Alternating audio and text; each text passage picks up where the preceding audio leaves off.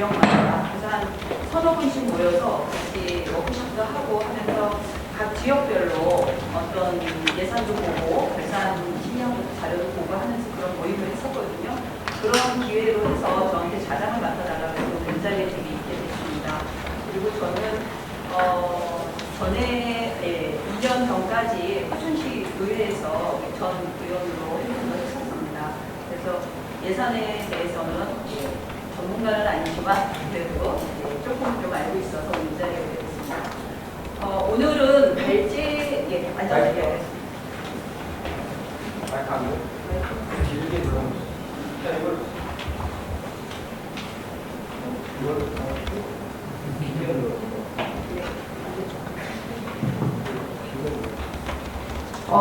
오늘 순서는 발제를 먼저 30분 해서 1시간 정도 하고요. 이후에 저희가 의정부시 예산 편성에 관한 기대나 개선 방안 토론으로 해서 네 분의 토론자가 나와서 각자 분야별로 발표를 하고 난 다음에 저희가 질의응답을 하는 걸로 하겠습니다. 오늘 발제자분이 두 분이신데 지금 다들 대중교통을 이용해서 오시다 보니까 오신 거예요? 그러신 거예요? 제가 얘기 안 했었는데. 제가 죄송합니다. 오셨네요. 저는 안 오셨는 줄 알고 지금 어떻게 해야 되나 고민을 하고 있었거든요. 먼저, 나라살림연구소 수석연구위원으로 활동하고 계시는 손정필 위원님의 발제, 현시기 지방재정 현황과 해결 방안에 대해서 들어보도록 하겠습니다. 나라살림연구소 하면 연구소 앞에 붙어 있는 나라살림만 딱 들어도 무엇을 하는 곳인지 잘 아시겠죠. 나라살림연구소에 들어가면은요 정말 볼 것이 너무 많아요. 자료가 심심하실 때 한 번씩 들어가서 한 꼭지씩만 보셔도 우리나라가 재정이 어떻게 돌아가고 있는지를 충분히 아실 수 있을 겁니다. 네, 부탁드리겠습니다. 첫 번째, 현시기 지방재정 현황과 해결 방안에 대해서 발표를 맡은 나라살림연구소 수석연구위원 손정필입니다. 네, 반갑습니다. 여기 6개월 조직에 죄송하다는 말씀을 드리겠습니다. 앞으로 사회적에서 말씀할 수 있겠지만 심심할 때 볼 수 있는 자료들을 많이 가지고 진짜 심심해서 도저히 못하겠다 그럴 때 한번 들어오시면은 생활에 재밌는 얘기들도 있죠. 너무 딱딱한 얘기만이 아니고 나라살림 연구소 들어오시면 이런 것도 있구나, 이런 데이터가 이렇게 볼 수도 있구나. 예를 들면은 오늘 오전에 나간 데는 후쿠시마 원전 방류 관련해서 정부에 다닌 6월 27일 날 긴급하게 예비 편성을 했는데 알고 봤지만 방사능 장비 33억 원 들여서 구비하려고 했는데 예산 통과는 28%밖에 안 되더라고요.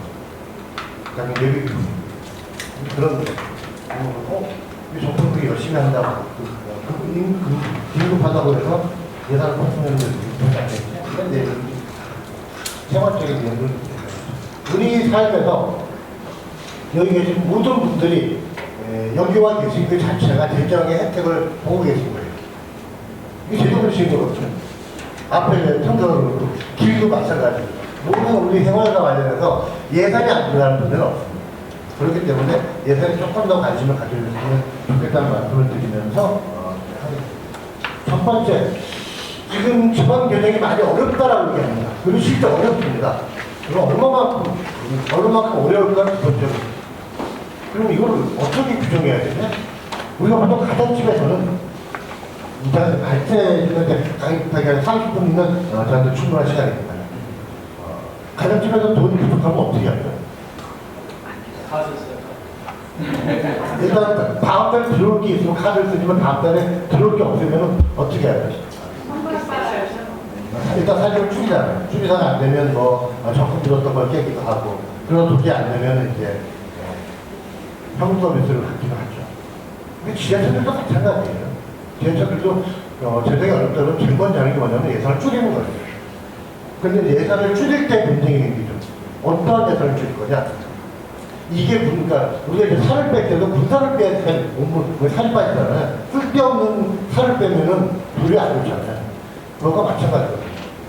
시나 이런 데들도 예를 분살, 나름대로 예산을 잡을 때 어디 걸 줄이냐에 따라서 달라지거든요.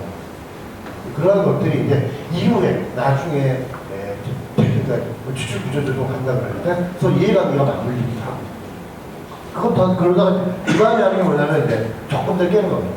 보완했던 분들 흔히 얘기하는 통합개정 안정을 우리도 활용합니다. 그 다음에 마지막 안 되면 이제 일시 차입을 합니다. 우리도 볼 때 현금 서비스는 단기간에 갚아야 되는 거잖아요. 근데 지방자치단체도 마찬가지예요. 그해년도에 주거래은행으로 빌려서 그해년도에 갚는 걸 보고 일시 차입이라고 하고요. 좀 길게 3년, 4년 이렇게 하는 걸 지방채를 발행해서 하는 이런 건 그게 은행에 대출 받는 거랑 비슷한 성격입니다. 그런 게 좀 줄입니다. 이건 그렇게 의정부시만 그런 거냐?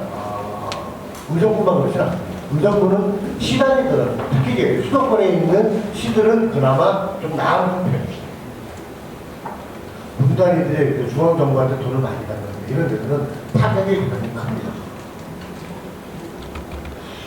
그래서 이제 지방 재정 위기, 그런데 이제 사실 재정 위기라고 하는 표현보다는 재정 압박이라고 하는 표현이 적절하더라고요. 한국 쪽에서 규정을 하는 것은 재정 압박은 단기간에 걸친 유동성, 현금의 유동성이 생겼을 때는 재정 압박이라고 하는데 지금 현금 유동성이 있는 거예요.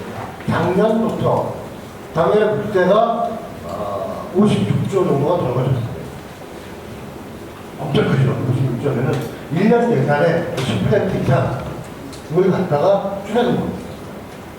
그리고 올해도 지금 현재까지 보면 비세 수입이 전년도 진도일 기준으로 봤을 때 지자체에 내려올 돈들이 한 5조 정도가 5%가 이 배터리가 비슷한 것 같아요. 이 배터리가 이렇게 하다가 이렇게 꺼지네요.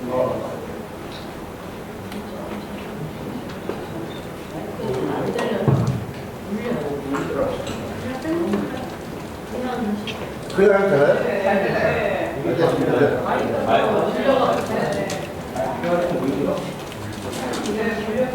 그래서 지금 이제 재정 압박이라는 게, 재정 위기라고 하는 건 압박 단계가 이제 막 지속되는 단계가 거죠.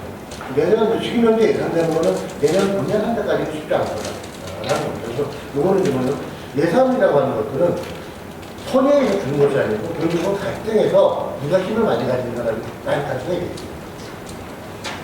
그리고 그런 걸 하려고 자치장들이 당선되는 거예요.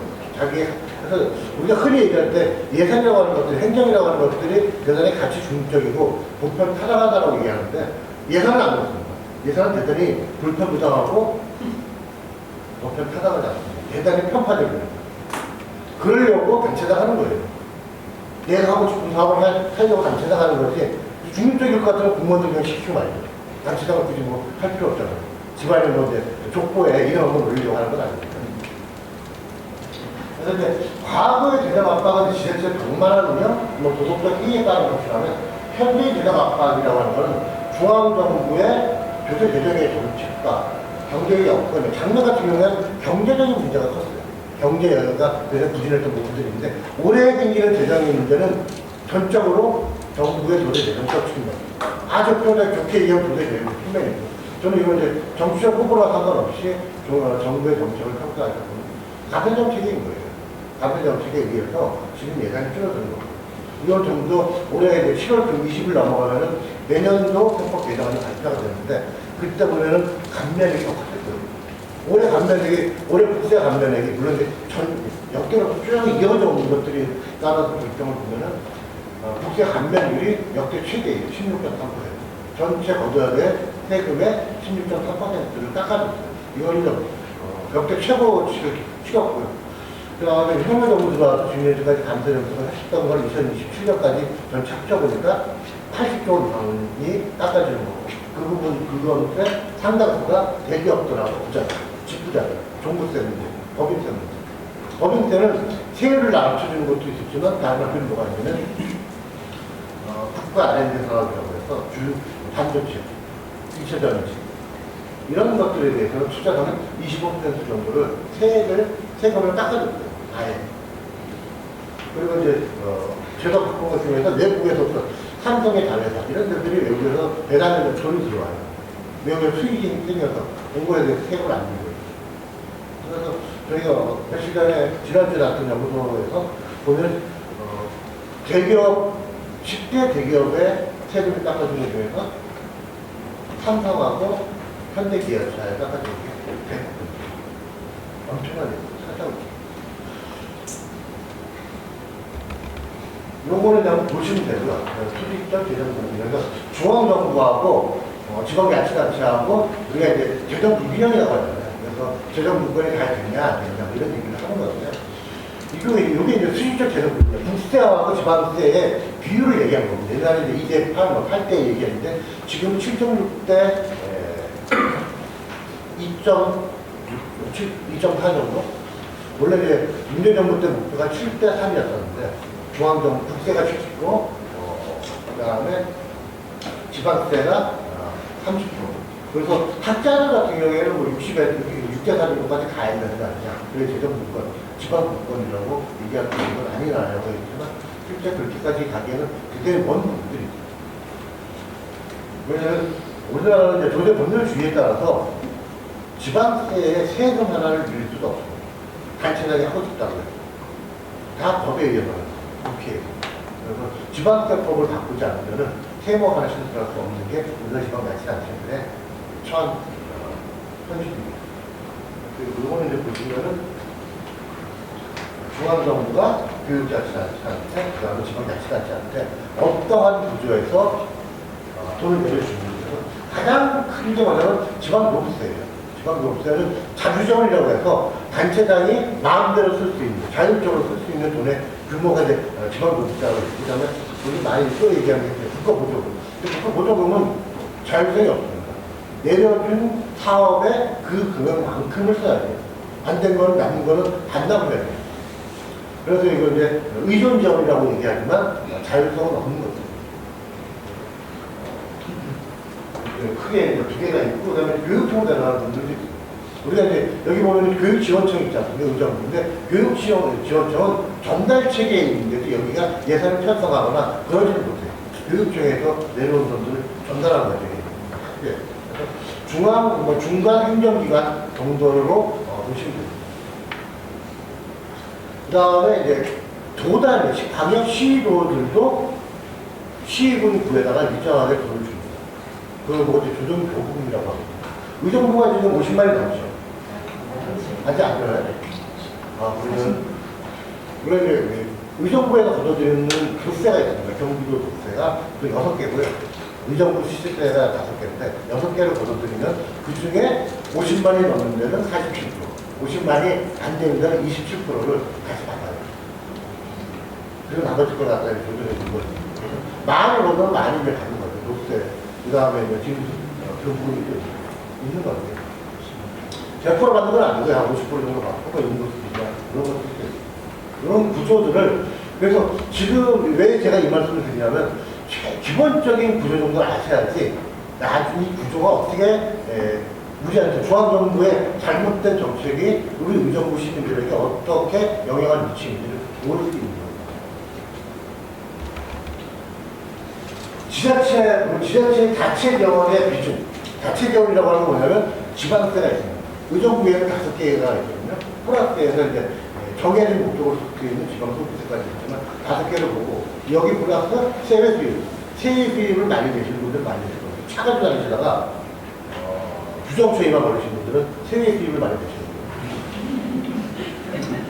불법 건축물 때문에 냄새 분들도 있고 이해감정 이런 것도 세외 수입이고. 요걸 보고 자체 재원이라고 합니다. 주민세 내고, 그 다음에 재산세 내고 이런 것들은 지방세고요. 세금 외에 과태료, 부담금 이런 거 내는 거 보고 세외 수입이라고 하는데 이 두 개를 합쳐서 자체 재원이라고 합니다. 자체 재원의 규모가 비중이 전국 지자체입니다. 38.1%에서 작년에 올해 32.8%로 줄어들었습니다. 이거는 뭐냐면 자주적으로 쓸 수 있는 돈의 규모가 줄어들고 있다는 거예요. 자주재원, 자체재원 플러스 지방교부세, 아까 말씀드렸죠. 지방교부세하고 조정교부, 도에서 내려오는 돈이 있습니다. 이걸 합친 걸, 이걸 뭐냐면 용도를 정하지 않고 주거든요. 그래서 그걸 보고 이제 자주재원이라고 하는데, 자주재원의 규모가 52.2에서 49.8%로 2.4% 정도가 줄어들었어요. 숫자적으로 봐도 2.4% 포인트지만 저게 규모를 따지면 대단히 큰 규모가 돼요. 예조 단위. 지자체 전체 예산이 한 300조 가는 돼요. 그래서 이 규모를 보시면은 어떻게 변해야 되는지 2020년부터 2024년까지 본연치를 좀 비교해서 봤습니다. 물론 본 예산보다 최종 예산의 규모가 훨씬 커지는 건 있어요. 사실 이제 본 예산 보더라도 대단히 많게 줄어들었어요. 2019년도 보면은 또 다른 거예요. 그래서 2020년, 21년, 22년도 지방재정을 보실 때 혹시 관심 있어서 보실 때 2020년, 21년, 22년도는 통계가 왜곡된 코로나 결산에도 그렇고 여러 가지 통계들이 엉거러진 부분들이 있지만 그걸 감안하고 이제 보시면 보시면은 지방세 수입의 비중이 26.8%에서 25.9%로 떨어졌어요. 그런데 21년도부터는 실제 본예산도 코로나의 영향을 받았거든요. 줄어들죠. 왜냐하면 보조금이 엄청나게 늘어났어요. 다 떨어졌어요. 보조금 중에 가장 큰 게 뭔지 아세요? 여러분들이 그렇게 받았어요. 재난지원 받으셨잖아요. 한 집당 월가씩. 그게 다 보조금을 넣는 거예요. 그래서 중앙정부 돈을 다 한 것 같지만 실제로는 의정부도 돈을 일정하게 대응 사업들을 냈어요. 100% 보조금이 아니에요. 그래서 본예산의 최근 5년간 최저 증가율입니다. 올해 24년 동안. 왜 그러냐? 작년에 국세가 56.4 정도, 4조 원 정도가 줄어들었습니다. 그러다 보니까 올해 들어온 것들이 감세 정책도 있지만 경기 부진의 영향 때문에 올해 지방자치단체 예산이 마이너스 된 것도 있고요. 증가해봐야 2, 3%. 예전에 보통 7, 8%입니다. 증가했었거든요. 증가 못했습니다. 이거 보시면은 윤석열 정부 들어선 본예산 증가율이 작년이 6.0%였는데 올해가 2.3%로 매우 낮아요. 보십시오. 2020년도에 10.6%, 21년도에 6.0%, 2022년도에 9.4%. 22년도가 권력 교체이지 않습니까? 5월 9일자로 대통령이 오고 말았다. 그렇지만 월별로 끌어서 그럴 수가 없기 때문에 2022년도는 윤석열 정부의 문제다. 문재인 정부의 문제다. 이런 얘기를 할 수가 없고 하는 게 맞지가 않아요.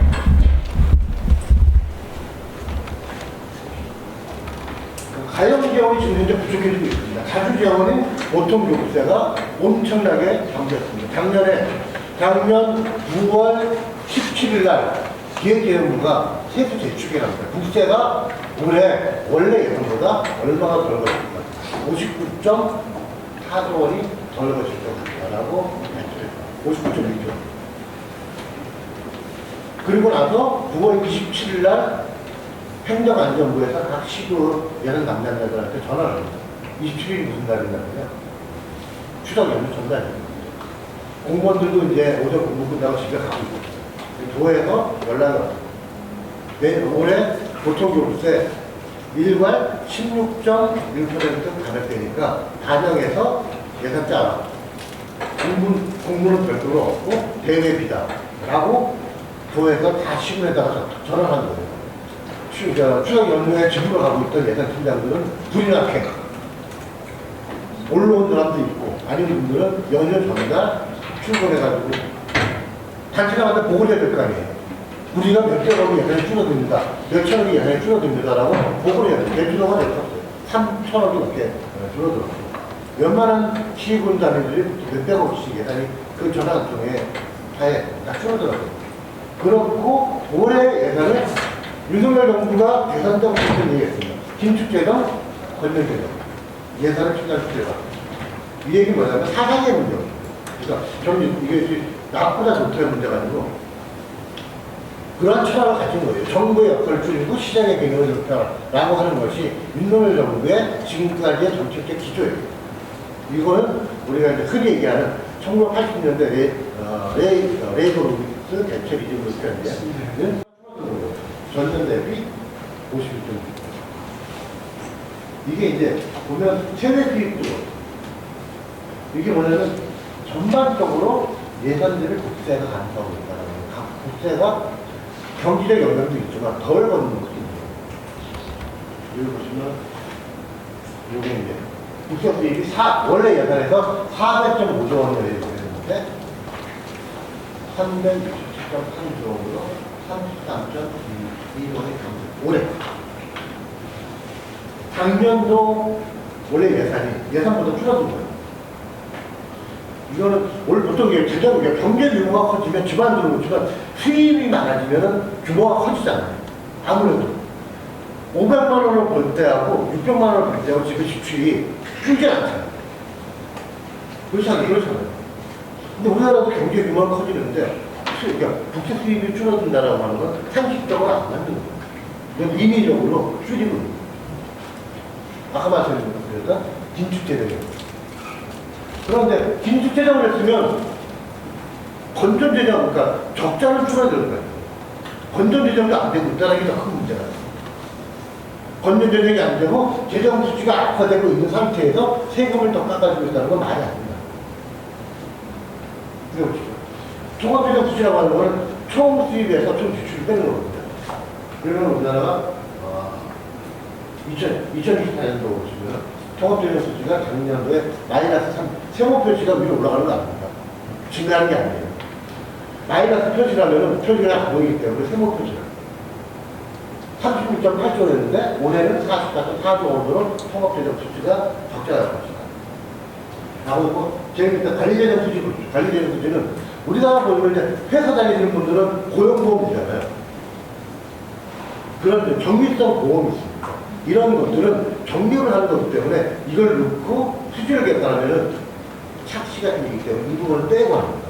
그걸 뺀 걸 보고 관리재정 수지라고 하는데 이게 작년에 47조였는데 올해는 92.6조로 더 마이너스가 더 커질 것이다. 라고 하고 있습니다. 정부. 정부가 이 정부에서 얘기했던 건전재정의 원칙이 안 벗어나고 있는 거예요. 건전하다는 게 뭐예요? 적자를 줄이자라는 게 건전재정입니다. 그래서 좀 늘어나고 있어요. 이거 보시면 이 그래프를 보시면 확인해 보실 거예요. 올라가는 결국 어떻게 됩니까? 23년 그리고 24년은 어떻게 됩니까?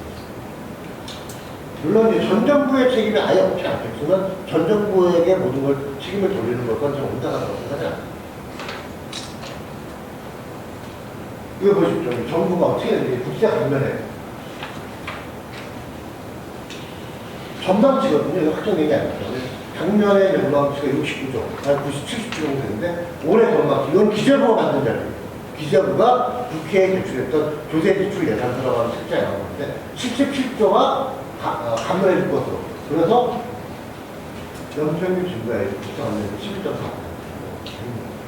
엄청나게 큰 증가율을 보이고 있고. 우리나라가 이제 정부 예산, 특히 사회복지 예산의 연평균 증가율은 8.7% 정도.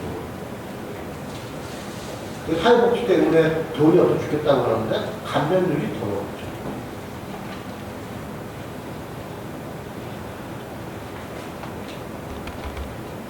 그 다음에 지금 이제 세수 감소 문제가 계속 문제 문제인 거죠.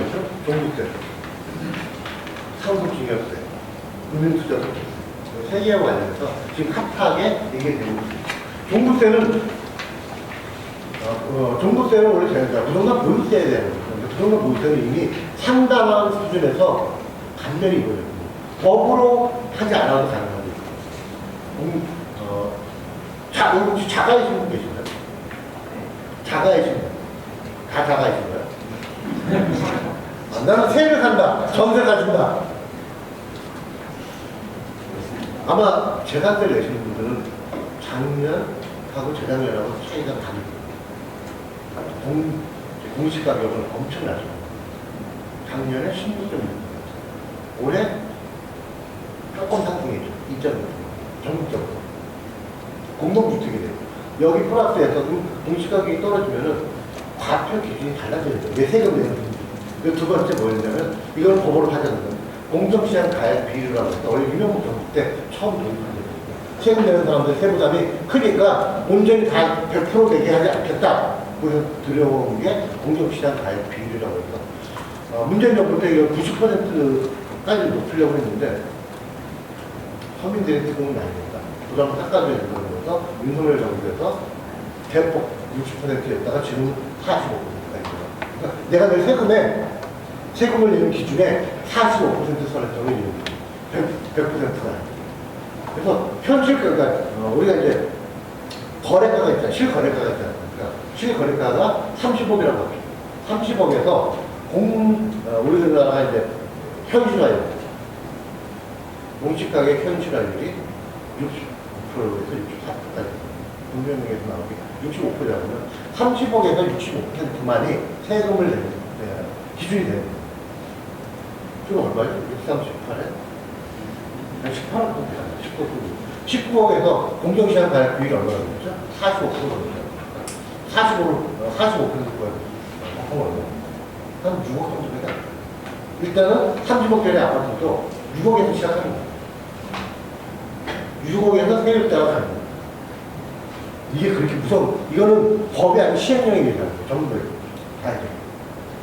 결국 뭐냐면, 세금, 서민들은 세금 안 내요.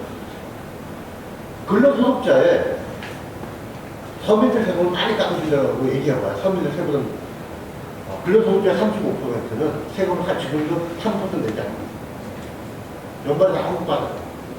이건 뭐냐면 비싼 집까지 가면 세금 안 내는 거예요. 좀 밑에 것들이 다 깎아주는 이게 이제 종부세가 좀 폐지되면은 4.7조 되거든요. 요게 고스란히 요 종부세가 뭐냐면 지자체로 내려오는 부동산 교부세의 원천이에요. 지자체에 내려오는 4.7조가 고스란히 없어지는 거예요. 그래서 정부도 이거 고민이거든요. 없애자고 이러는데 지자체한테 이걸 어떻게 보전해주지? 답이 없거든요. 그다음에 부담금은 얼마 전에 그러니까 3월달이었죠. 부담금 폐지해야겠다 해서 출국세, 출국할 때 폐지 이런 것도 있었는데 이거 보면 그중에서도 한 6천억 정도는 지자체에 부담이 되는 거예요. 특히 수도권에 있는 지자체. 여기 택지개발 학교를 지을 때 학교비 부담금을 제발 없애다 해야 되는데 그걸 없애는 거예요. 그럼 결국 그 부담은 누구냐? 지자체하고 교육시이 부담을 개발 부담을 없애요. 이런 거. 이 전체가 한 6천억 정도 됐어요. 그래서 이제 지금부터는 사실 중앙정부한테 얘기하지 않아요. 중앙정부가 얘기하잖아. 지금 이제 아마 여기 신단체 분들도 주로 오신 분들이 어디죠? 거기에 맞춰서 제가 스킬을 맞추는 분들이 기술, 싸움의 기술을 좀 단체 분들 맞나요? 네. 아마 지방보조 사업에 대한 평가에 작년에 지방보조 사업 가이드라인이 세게 들어갔어요. 제일 첫 번째 조심하셨던 거죠. 정산 서류 칼같이 꼭지 잡고 정산 기간 2달 내에 꼭 하죠. 이 첫 번째 정산 기간 넘기면은 기본적으로 페널티 들어요. 2년 연속 되지 않습니까? 그러면 폐기될 거예요. 그 단체 지원. 이거는 100%예요. 제가 이제 연구소에서 연구할 때 다른 데 시군 단위들 모두 다 평가를 받았거든요. 그럼 결과를 보니까 정산 기간이 어때? 정산 서류 딱 보고 언제 내는지. 원래 마감일로부터 기다리니까 가주면은 출납 폐쇄일로부터 2달이니까 2월까지 늦어요. 그 다음에 정산 서류 꼼꼼하게 다 해요. 지금 기본적으로는 지방보조사업들을 거의 10%씩 일괄 감면을 할 겁니다. 내년도 마찬가지. 내년도 분야 상태까지는 재정 강이 안 개선된 여지가 없다. 올해 세금이 지금 제가 5월 말 기준에 그때 한 3년 정도 감소한다는데요. 하반기 경기가 더 안 좋아지면 더 규모가 더 커집니다. 그러면 지자체들은 허리띠를 더 졸라맬 거예요.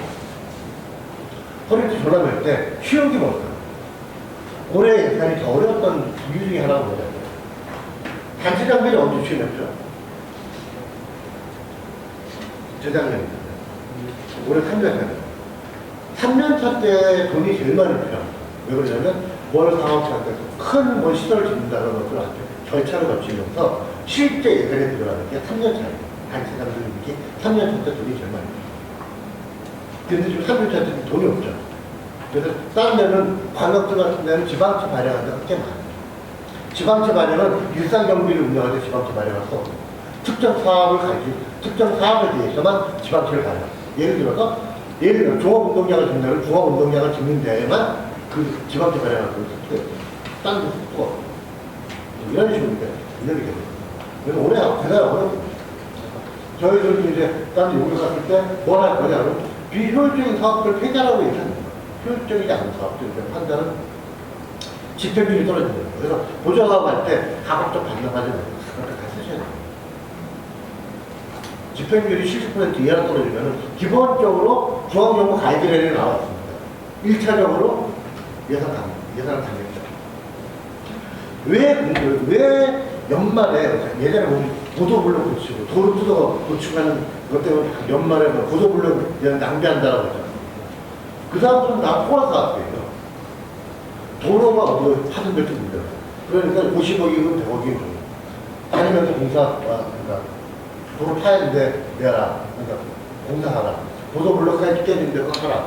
라고 했는데 이 예산에 의해서 의회에서 어떻게 하냐면 집행률이 떨어지면 예산을 못 가져가니까 막 쓰는 거예요. 예산을 집행률을 높이기 위해서 일부러 쓰는 거예요. 그런데 무슨 문제냐면 그래서 이제 뭐라 하냐면 8월 말에 결산 공시작업을 하거든요. 연말 지출 비율이라는 거예요. 연말에 공사를 얼마큼 했는지를 그 통계를 따로 보고요. 11월달, 12월달. 그래서 어떻게 바뀌었냐.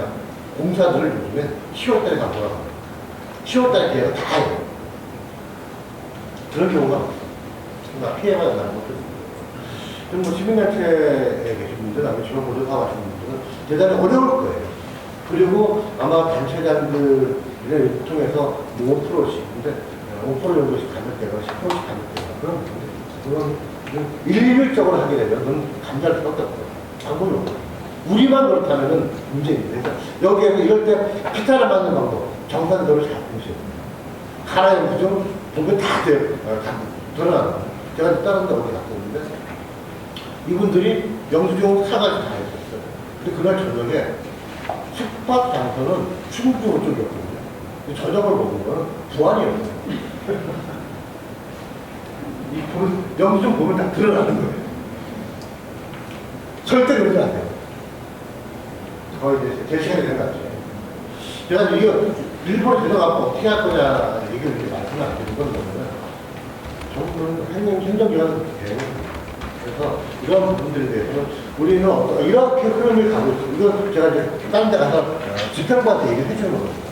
이거를 맞춰서 시민단체들을 어떻게 대응하는지를 잘 보셔야 돼요. 예, 여기까지 말씀드리겠습니다. 감사합니다. 나라살림연구소의 손흥주 연구위원 중에 지방재정의 상황과 재정학과를 열린 재정학과 어떻게 보상할까는 이제 조금 설명을 안 하셨지만 질의응답 시간에 충분히 해주실 거라고 생각이 들어갑니다. 네, 다음에는 의정부시 재정을 아주 분석을 아주 날카롭게 얘기해가지고 지금 시시한 연구소의 공동장을 맡고 계신 김상철 소장님이신데요. 시시한 연구소라고 그래서 저희가 무슨 잘못 알았나 찾아보고 잘못 썼나 막 그랬는데 시시한 연구소가 맞더라고요. 그래서 왜 시시한 연구소인지는 소장님한테 직접 여쭤봐야 될 것 같습니다. 저도 잘 모르겠습니다. 네, 김상철 소장님의 발표를 듣도록 하겠습니다. 네, 반갑습니다. 시장연구소는 이제 시민과 도시 연구소인데 그걸 이제 길게 쓰기가 돼서 그리고 거기 모여있는 사람은 다 시하긴 해요.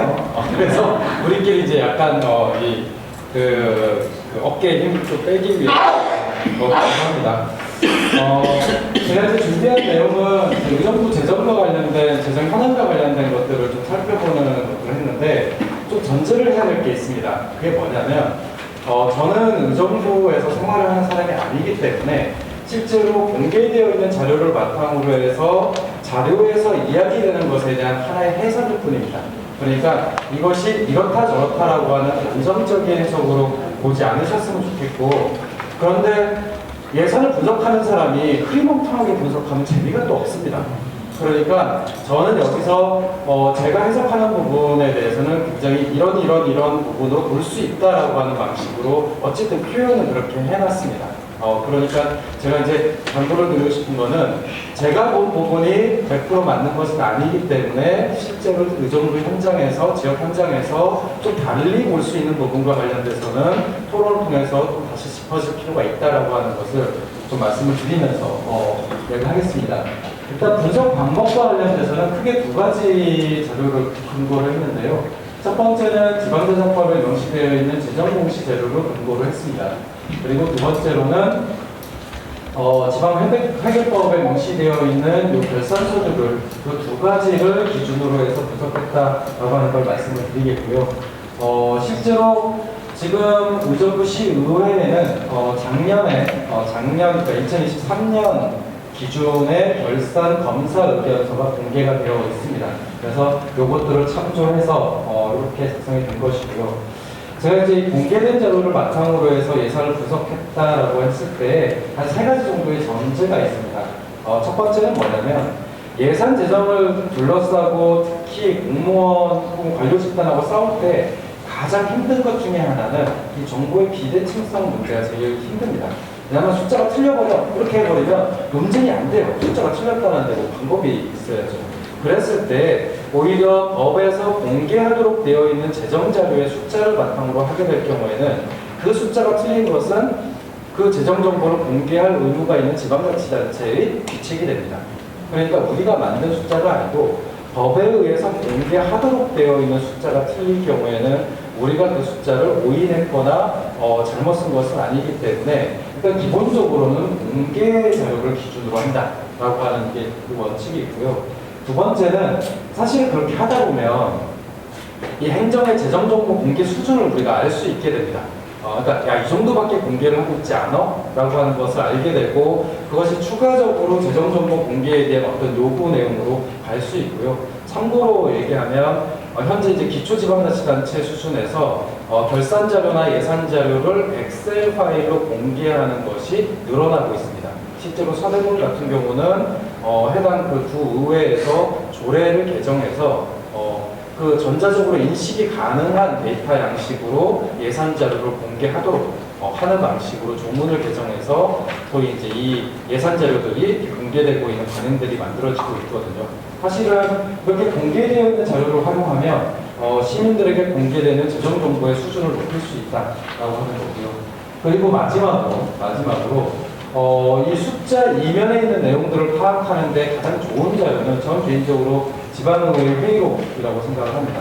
왜냐하면 이 회의록에서의 질의 내용과 답변 내용들을 통해서 약간 행간을 읽을 수 있기 때문에 특히 그 과정에서 집행부의 답변이 실제 그 의도를 보여주는데 굉장히 좋은 자료라고 생각을 하고요. 그런 부분에서 그 공개된 재정 정보를 통해서 본 분석 내용을 가설을 세우고 회의록과 그다음에 사업부서의 업무보고 자료를 바탕으로 해서 검증하는 방식으로 이렇게 만든 자료다라고 하는 걸 말씀드리겠습니다. 제가 이 방법을 말씀드리는 이유는 딱 간단합니다. 사실 이거는 다 하실 수 있는 방식이기 때문에 그렇습니다. 그러니까 이거를 1년, 2년 혹은 3년 정도만 축적을 하면 저는 어떤 지역 단체든 3년 정도만 연속적으로 재정 분석을 축적을 하면 공무원을 이길 수 있다고 생각을 하는데요. 왜냐하면 예산 재정 담당 공무원이 3년 동안 그 자리에 있는 경우가 많지 않아요. 그러니까 한 2년 정도만 넘어서 3년만 딱 넘어가면 야 무슨 소리야 이렇게 해왔는데 그러면 그 공무원이 잘 모르는 경우가 생깁니다. 그러니까 이 3년이라고 하는 틀을 사실 이런 방법으로 지역 예산 분석을 한번 해보시면 좋겠다. 왜냐하면 저는 그렇게 한 것이기 때문에 그렇게 하실 수 있겠다는 생각이 들고요. 일단 2024년 예산 기준의 재정 공시로 볼 때 가장 흥미로운 부분은 예산이 순감했다는 겁니다. 그러니까 기본적으로 정부 예산은 순증하는 속성이 있습니다. 왜냐하면 경제 규모가 어쨌든 마이너스 성장을 하지 않는 한은 어쨌든 계속 늘어나는, 그러니까 경제가 0.0001%라도 늘어나면 거기에 부과되는 게 세금이기 때문에 당연히 재정 규모는 순증하는 속성이 있습니다. 그런데 2024년에는 준 거죠. 순감했습니다. 이건 굉장히 안정화 기금입니다. 그러니까 지금 의정부는 적금을 깨는 상황이 된 거죠. 근데 실제로 이 기금 구조의 취약성이 굉장히 커 보이고 그것을 어떻게 감당을 하려고 그러는지 잘 모르겠습니다. 근데 그거는 뒤에 한번 살펴보고요.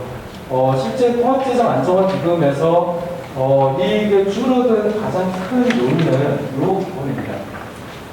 원래 그러니까 당초에는 지출 계획이 없었던 예수금, 원금 상환이라고 하는 항목이 이게 이제 그 추경을 통해 갖고 늘어났기 때문인데요. 저게 뭐냐면 통합재정 안정화기금이라고 하는 게 다른 기금에 적립된 돈 중에서 쓰지 않는 것을 그 잔액들을 긁어서 모아서 쓰는 돈이거든요. 근데 저게 상환됐다는 건 뭐냐면 애당초 기금으로 다시 다 쪼개서 줬다는 얘기입니다. 그러니까 이제 이 기금 지출이 굉장히 많이 늘었다라고 하는 뜻이 되는 거고, 그러면 이제 이게 어떤 의미를 갖고 있냐면 통상적으로 기금은 자체 재원을 갖고 설치하게 돼 있습니다. 법상 그래요. 그러니까 기금의 설치 요건 자체가 이 기금의 수입원 자체를 명시하도록 되어 있는데, 근데 적금을 깨서 기금을 다시 갖고 와야 될 정도다라고 하면 개별 기금의 자체 재원 구조가 망가진 거죠. 그러니까 즉 기금의 설치 근거 하나가 없는 셈인 겁니다. 그러니까 그것 자체는 기금의 취약성이 굉장히 커졌다라고 볼 수 있는 거고요. 그냥 정확하게 얘기하면 기금이 망가지면 해당 기금 담당 부서 공무원분들이 문제가 있는 겁니다. 왜냐하면 자기 부서에서 관리해야 되는 기금이 이렇게 망가지는 거는 쉬운 일은 아닙니다. 그렇게 있고요. 이 세입 부분에서 조금 특징적인 건 제가 봤을 때 가장 흥미로운 부분은 이제 두 가지인데요. 지방세 비중하고 그다음에 지방교부세의 비중인데, 지방교부세의 비중이 굉장히 많이 줄었습니다. 그런데 이 지방교부세 총액을 보는 게 아니고 이 비중을 중심으로 놓고 보는 게 훨씬 더 그 성격을 볼 수 있는데요. 실제로 지방교부세의 비중이 굉장히 줄었다라고 하는 것도 특징이고, 지방세의 비중이 줄었다라고 하는 것도 특징입니다. 그러니까 이게 비율의 문제이기 때문에 는 데도 있겠죠. 그럼 어디가 늘었냐? 이쪽에 이제 보조금이 있는 겁니다. 그러니까 이 얘기는 뭐냐면 자체적으로 쓸 수 있는 재원의 비중이 줄었다라고 하는 것을 의미합니다. 그러면 자체 재원이 줄었다라고 하는 것에서 이후에 살펴보겠지만 의정부시의 가장 큰 문제는요, 지방세 수입이 너무 적어요. 근데 그걸 조금 이해하기가 힘듭니다. 그러니까 왜 그러냐면 기본적으로 우리나라에서의 지방세라고 하는 것은 크게 몇 개 안 돼요. 그러니까 하나는 재산에 부과하는 재산세 정도인 거고, 또 하나는 주민 그 인구 수에 비례하는 뭐 그런 그 주민세나 내지 이런 건데, 근데 다른 지자체에 비해서 지방세 수입이 줄거나 하고 비중이 작다라고 하는 것은 역설적으로 놓고 보면 감면이나 내지는 면세가 많다는 것을 의미하는 거일 수도 있습니다. 그러니까 여기가 적경지이고 어떤 특수한 사정이 있기 때문에 실제로 세원 자체가 준 게 아니고 그 세원에 부과해야 되는 조세의 원칙에 있어서 감면이나 내지는 면세가 많은 게 아니냐라고 의심이 좀 됩니다. 근데 그거는 제가 그래서 그게 궁금해서 같은 적경지인 양주나 내지 이런 데까지 비교를 했거든요. 근데 양주는 아니에요. 그러니까 의정부시만 지방세 기준이 낮아요. 그 얘기는 뭐냐면 시에서 정책적으로 뭔가 지방세 감면이나 면세를 해주고 있다라고 추정해 볼 수 있습니다. 그러니까 그거는 이 의정부시 세입과 관련돼서 좀 중요한 쟁점일 것 같다라는 생각이 들고요. 그리고 전체 이 통합재정 그 규모와 관련돼서는 출연 기간의 그 예산이 굉장히 많이 늘었다. 라고 하는 것도 중요한 부분입니다. 이것도 한번 이후에 한번 예산이 줄었다라고 하는 게 특징인데, 이것도 한번 이후에 살펴보겠습니다. 왜냐하면 다른 것보다 출연 기간 문제가 좀 심각해 보이는데요. 그때문에 리듬시티 자산관리 이런 데가 조금 문제가 있어 보입니다. 그리고 여기에 부과되는 내용이 이제 도시공사를 만드는 이 부분하고 좀 연결이 된 것이어서 출자 출연 기간과 관련돼서는 이후에 한번 살펴보겠고요. 그리고 이 순세계 이여금 문제가 좀 중요한데, 왜 순세계 이여금 문제가 중요하냐면 그나마 순세계 이여금의 규모가 유지되면 적자를 그 해에 모면할 수 있거든요. 그러니까 통합재정 수지 1로 적자가 됐던 것을 순세계 이여금으로 못 타서 통합재정 수지 2로 겨우겨우 관리해왔던 게 거의 모든 지방자치단체의 재정관리의 방법이었습니다. 그런데 순세계 이여금이 줄어들게 되면 그냥 이 통합재정수지 1에서 나왔던 적자 규모가 그대로 노출이 되게 됩니다. 그러니까 즉 의정부의 재정 구조가 마이너스가 되는 거죠. 실제로 보면 순세계 잉여금의 규모가 굉장히 줄어드는 것으로 이렇게 보입니다. 그러니까 안 그래도 통합재정수지 1이 마이너스로 편성이 됐었고 그나마 그게 있어서 2020년에는 그래도 한 7억 정도 흑자로 이렇게 통합재정수지 2를 관리했는데 실제 이 적자폭이 계속 퍼지는 것을 볼 수 있습니다. 그러니까 이제 순세계 잉여금이라고 하는 게 계속 줄어들고 있는 거죠. 그러니까 이거는 다른 지방자치단체도 순세계 잉여금이 이렇게 줄고 있으면 이건 구조적인 문제인데요. 그게 아니고 의정부시에서만 이렇게 순세계 잉여금이 줄고 있다라고 하면 요거는 의정부시의 조세 구조에 뭔가 문제가 있는 거라고 볼 수 있습니다. 그래서 이 부분은 살펴볼 필요가 있을 것 같고요. 그리고 가장 흥미로운 건 이건 거죠. 어느 부분에서 예산을 많이 줄였나라고 했을 때 가장 눈에 띄는 것은 지방보조금입니다. 근데 이제 이 지방보조금은 저게 나와 있는 정의에서 나왔듯이 지자체가 민간 등이 자율적으로 수행하는 사업에 대해서 자체 재원으로 개인 또는 단체 등에 지원하는 경비를 말합니다. 라고 얘기합니다. 그러니까 지금 사회는 되게 복잡해져 있고 또 복잡해진 만큼 문제도 다양해서 이 정부 수준에서 모든 문제를 해결하기가 어렵습니다. 그러면 이제 자연스럽게 그 사회의 문제를 해결하기 위해서 민간의 자율적인 문제 해결에 지원해주는 방식의 보조사업이 늘어날 수밖에 없습니다. 그거는 우리나라뿐만이 아니고요. 전 세계적으로 비슷해요. 민간이 공적인 문제를 해결하는 데 실제 적극적인 역할을 하는 데가 굉장히 많아지고 있고 그게 소위 말하는 거버넌스의 문제 이런 거거든요. 그런데 그 지방보조금을 줄인다라고 얘기하는 것은 최소 긍정적이려면 한 가지가 확인되어야 합니다. 그러니까 민간 보조금이 줄어든 사업이 직접 사업으로 흡수되는 경우에는 그나마 긍정적일 수 있습니다.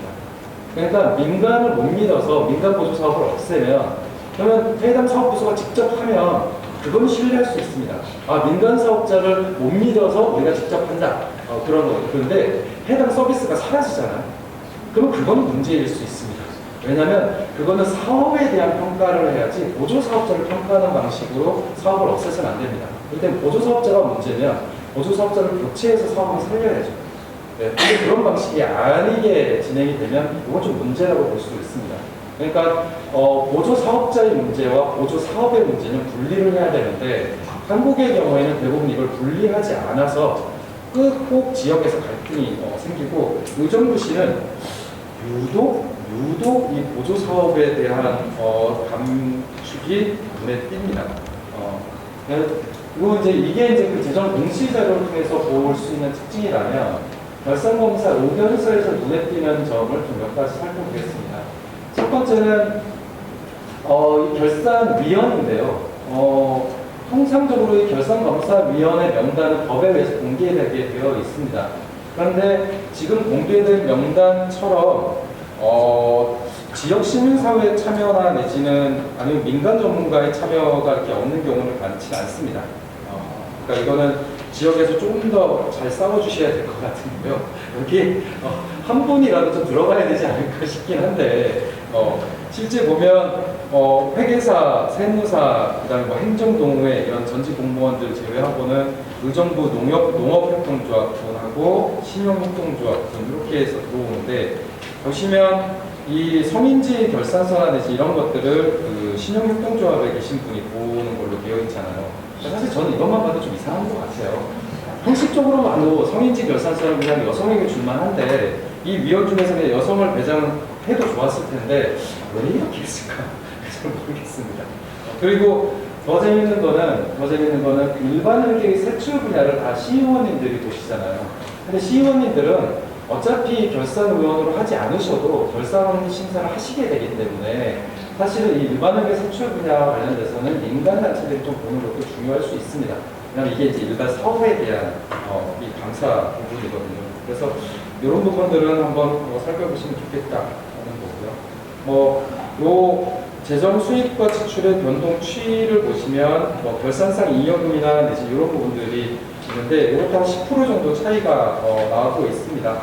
근데 이거는 거의 모든 그 지방자치단체의 세입추계상의 문제이기 때문에 의정부시가 특별히 세입추계를 잘한다 못한다 이렇게 얘기하기 힘듭니다. 그런데 긴축을 근거로 해서 시민사회를 쪼으면서 실제로 이런 세입추계가 이 정도 나온다라고 하는 거는 조금 비판 지점이 있을 것 같습니다. 왜냐하면 민간이 바뀌는 수준대로 어쨌든 행정도 좀 바뀌어야 되는데 실제 이 세입추계와 관련돼서 바늘배대로 계속 하면서 민간에게 긴축을 강요하는 것은 좀 부적절하다 혹은 염치가 없다라고 볼 수 있기 때문에 이 부분은 좀 그런 부분이 있을 것 같고요. 세출 부분에서 가장 흥미로운 부분은 집행률입니다. 저는 지방자치단체 세출 집행률을 보면서 90% 이하의 집행률이 나타나는 데는 정말 드물게 봅니다. 왜 그러냐면 대부분 사업들이 지방정부에서 하는 사업들의 90% 이상은 늘 했던 사업들을 반복하는 것들이거든요. 그러니까 신규 사업 비중이 10% 미만이에요. 그러면 계속 해왔던 사업이라고 하는 것은 최소한 거기서 집행률이 95% 이상을 해줘야 된다는 겁니다. 그러면 이제 신규 사업에서 다소 집행률이 떨어진다 하더라도 그게 95% 이상 정도의 집행률을 관리하는 거고 전국 평균으로 보면 95% 정도가 돼요. 근데 80%, 88%에서 85%라고 하는 거는 두 가지죠. 정말 사업을 못하거나 아니면 예산 규모가 큰 사업의 집행이 잘 안 되고 있다라고 추정을 볼 수 있습니다. 그래서 실제로 결산서상에 공개되고 있는 목록을 통해서 살펴보면 이 항목들을 살펴볼 수 있고요. 그리고 기금 현황을 보시면 재미있는 게 이 목적성 기금들이 있습니다. 이를테면 자활, 노인복지기금, 장애인복지기금, 양성평등기금, 문화예술진흥기금, 체육진흥기금 이런 것들이 다 법에 의해서 만들어진 목적성 기금인데 조성액과 사용액을 보시면 그 특징을 볼 수 있습니다.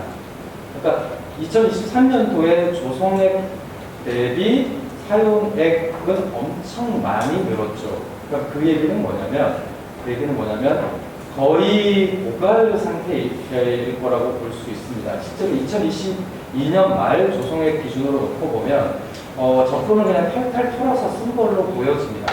그래서 2023년 말 조성액으로 보면 지금 노인복지기금에는 100만 원, 장애인복지기금에는 700만 원, 양성평등기금에는 700만 원, 문화예술진흥기금은 아예 부활이 됐고요.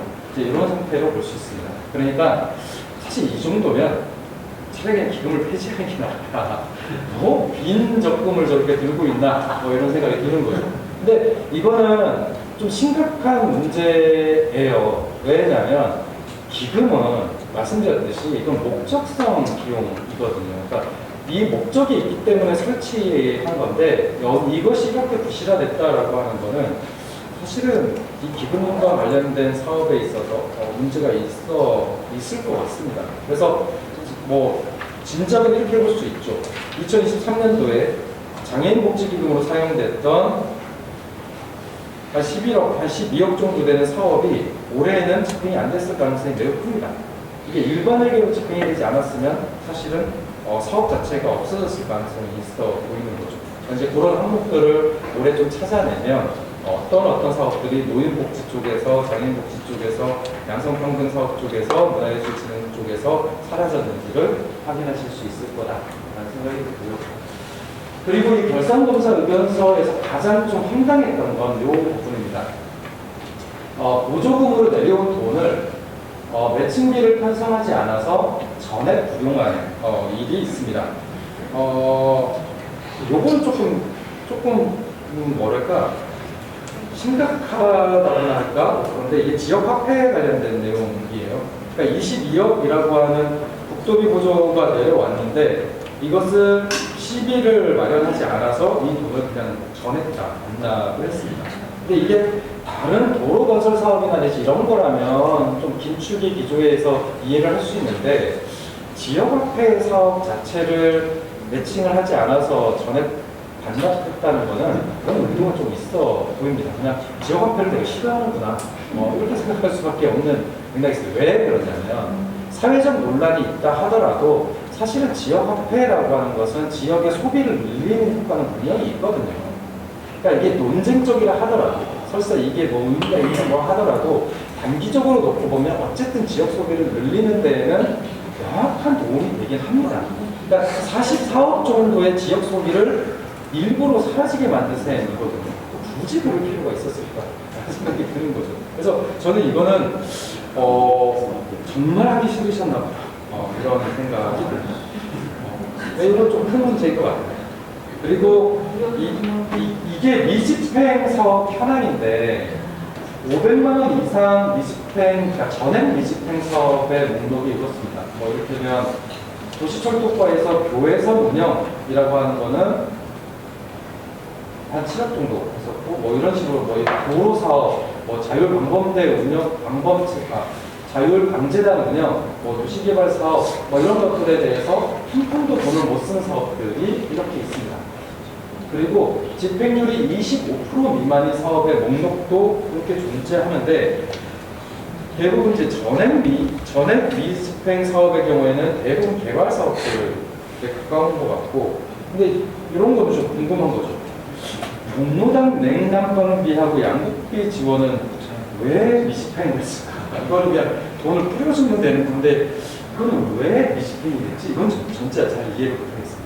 그러니까 다른 개발 사업은 뭐 민원이 제기됐거나 혹은 뭐 이렇게 공공 계약을 하는데 그 공기에 문제가 있거나 혹은 계약상에 문제가 있거나 이런 걸 볼 수 있는데 아니 경로당 냉난방비 주는 거는 그냥 꽂아주면 되는데 이걸 왜 증명하지 않았지? 뭐 이런 생각도 들었고요. 그리고 25% 미만 사업 현황을 보면 좀 이런 부분들이 좀 있어요. 이를테면 뭐 행렬 보호 사업 이런 것들도 굉장히 집행액이 19% 정도밖에 되지 않았고요. 지역 아동센터 지원 이것도 13% 정도밖에 집행을 하지 않았습니다. 그러니까 이런 게 이상한 거죠. 문화관광 해설사 육성도 7%밖에 집행을 하지 않았고요. 뭐 그 자일동 생태마을 조성 사업 이것도 20%밖에 집행하지 않았고, 이런 것처럼 이상하게 딱히 집행이 되지 않을 사유가 없어 보이는 부분에 있어서 집행률이 낮은 것도 좀 흥미로운 부분입니다.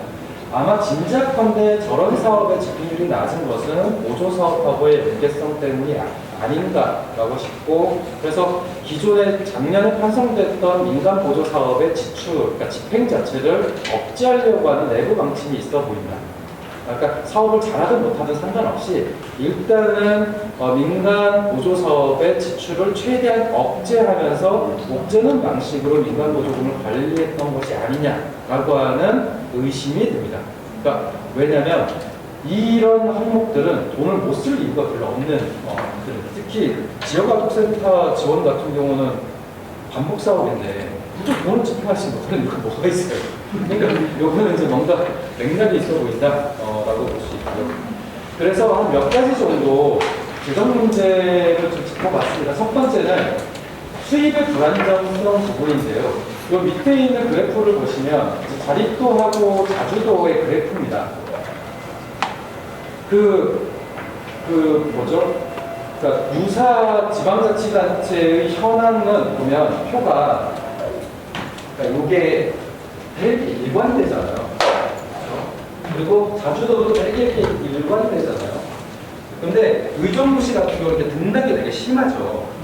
사실은 자주도나 내지 자립도라고 하는 지표 자체가 저렇게 등락할 이유가 별로 없는 겁니다.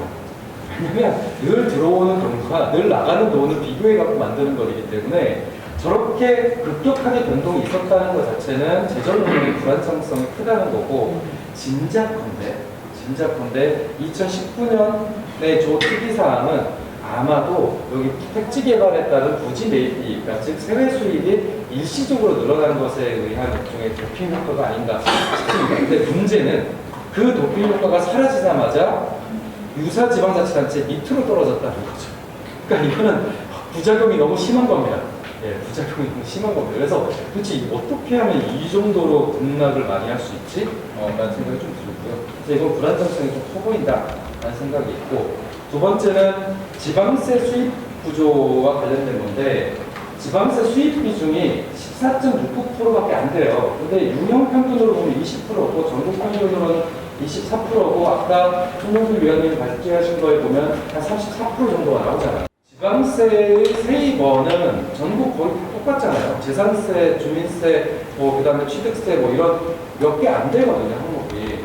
그러면 의정부만 주변 지역에서 재산 가치가 완전 바닥이든지, 그러니까 완전히 낮든지, 그게 아니면 주민들의 이탈이 계속 늘어나서 뭔가 이런 문제가 있어야 되는데 그렇지 않다면 저는 이건 면세나 감세와 관련된 규정이 좀 있어 보이고 그것이 적용되는 부분들, 그러니까 특히 재산 가치, 그러니까 세입원의 가치가 높은 자산에 대한 지방세 부과가 제대로 되지 않는 것이 아닌가, 이런 생각이 좀 듭니다. 그거는 한번 살펴볼 필요가 있을 것 같고요. 아마 일반적인 재정 전문가들이 보면 의정부가 다른 데보다 소득이 낮아요? 라고 물어볼 것 같습니다. 소득이 정말 급격히 낮습니까? 그래서 이렇게 지방세 비중이 낮습니까? 이런 걸 물어보게 될 것 같습니다. 그러니까 이제 그런 것들을 한번 확인해 봐야 될 것 같고요. 그리고 세외 수입 비중이 좀 높다라고 하는 거는 일시적 수입에 의존하는 수입 구조가 있을 수 있고, 이거는 이후에 살펴보겠지만 의정부시에서 계속 이 부지개발, 그러니까 택지개발과 관련된 욕심이 되게 큰 것 같아요. 그래서 일시적으로 토지 매각을 통해서 몇백억을 얻을 수 있다, 이런 얘기들을 통해서 계속 도시개발과 관련된 부목을 하는 것 같은데, 사실은 그런 일시적인 세외 수입으로는 구조가 안 바뀝니다. 그런 것들이 있고요. 출연 출자 기간 전출국이 큰 것도 특징입니다. 이것도 한번 보시겠고요. 부채 구조가 취약하다는 것은 장기 차입 부채는 줄었는데 유동 부채가 늘었습니다. 그러니까 이 얘기는 부채 갈아타기가 있었던 건데, 이 유동 부채는 대부분 민간 금융 부채일 가능성이 큽니다. 그러니까 장기 차입 부채에 관련돼서는 정책 금융일 가능성이 있지만 유동 부채는 민간 금융 부채일 수 있습니다. 그러니까 이것도 취약성이 좀 더 커진 거라고 볼 수 있고요. 그 의정부 리듬시티 관련돼서는 지금 2천억 원이 묶여 있습니다. 네. 그 이자부 금융부채가 2천억이 있는데, 원래 계획에 따르면 이 2천억 잔액은 올해 분양대금을 수령해서 전액 다 상환한다라고 하는 게, 전액 다 상환한다는 게 계획입니다. 그러니까 이거에 올해 될지 안 될지 한번 지켜보셨으면 좋겠습니다. 그리고 그 의회 회의록을 보니까 그 306 보충대 사업으로 해서 한 700억까지 수익이 계속 가능하다, 이런 얘기들을 하는데, 실제로 그런 수익이 나올지 잘 모르겠는데, 이런 의정부 리듬시티 같은 사업이 계속 되는 이유는 이런 그 택지개발 수익과 관련된 기대감이 좀 커서 그런 게 나오는 것 같습니다. 이거 한번 보셨으면 좋겠고요.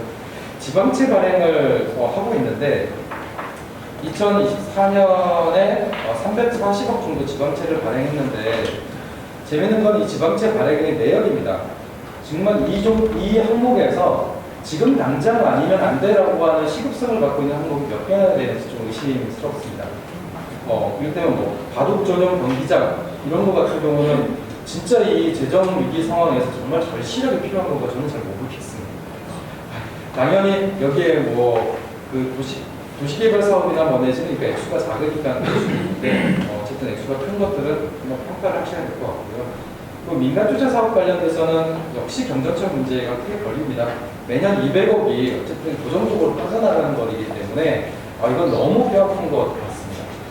왜냐하면 200억이라고 하는 규모는 너무 크거든요.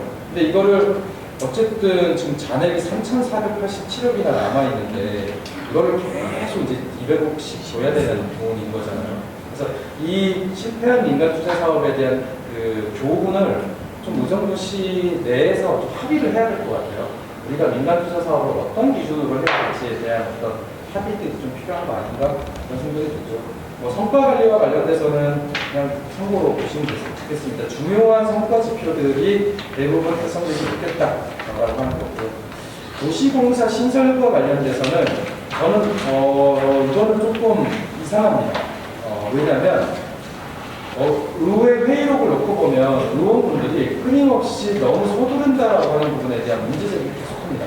근데 집행부에서 뭐라고 얘기하냐면 중앙정부에서 지방공사 만들기 어렵게, 그러니까 그 설립 타당성 용역을 특정한 기관에게만 할 수 있도록 이제 법이 바뀔 거거든요. 그러니까 그 전에 공사 설립을 해야 된다라고 하는 주장을 하고, 다른 한편으로 공사 설립이 제 시간에 되지 않으면 포스코 등 민간 사업자하고의 협약 위반 사유가 터져서 소송 가능성이 있다는 방식으로 의원들을 계속 협박하는 얘기가 나옵니다. 저는 좀 이해할 수가 없었습니다. 아니 그 귀책이 의정부 시에 있는 건데 왜 의회를 가지고 이렇게 협박을 해갖고 제 느낌은 그거였어요. 거의 팔목을 비틀어서 공사를 만드는 이런 느낌이 있거든요. 굉장히 흥미로운 회의록이었습니다. 한번 꼭 보시길 바랐는데 정말 재밌었어요. 그러니까 의원분들이 정말 속수무책으로 한글을 잘 못하시더라고요. 소송당한다는데 어떡해요. 이런 일들이 있어서 이게 좀 재밌었고 또 의정부시에서 근거로 삼고 있는 이 마지막 내용이었습니다.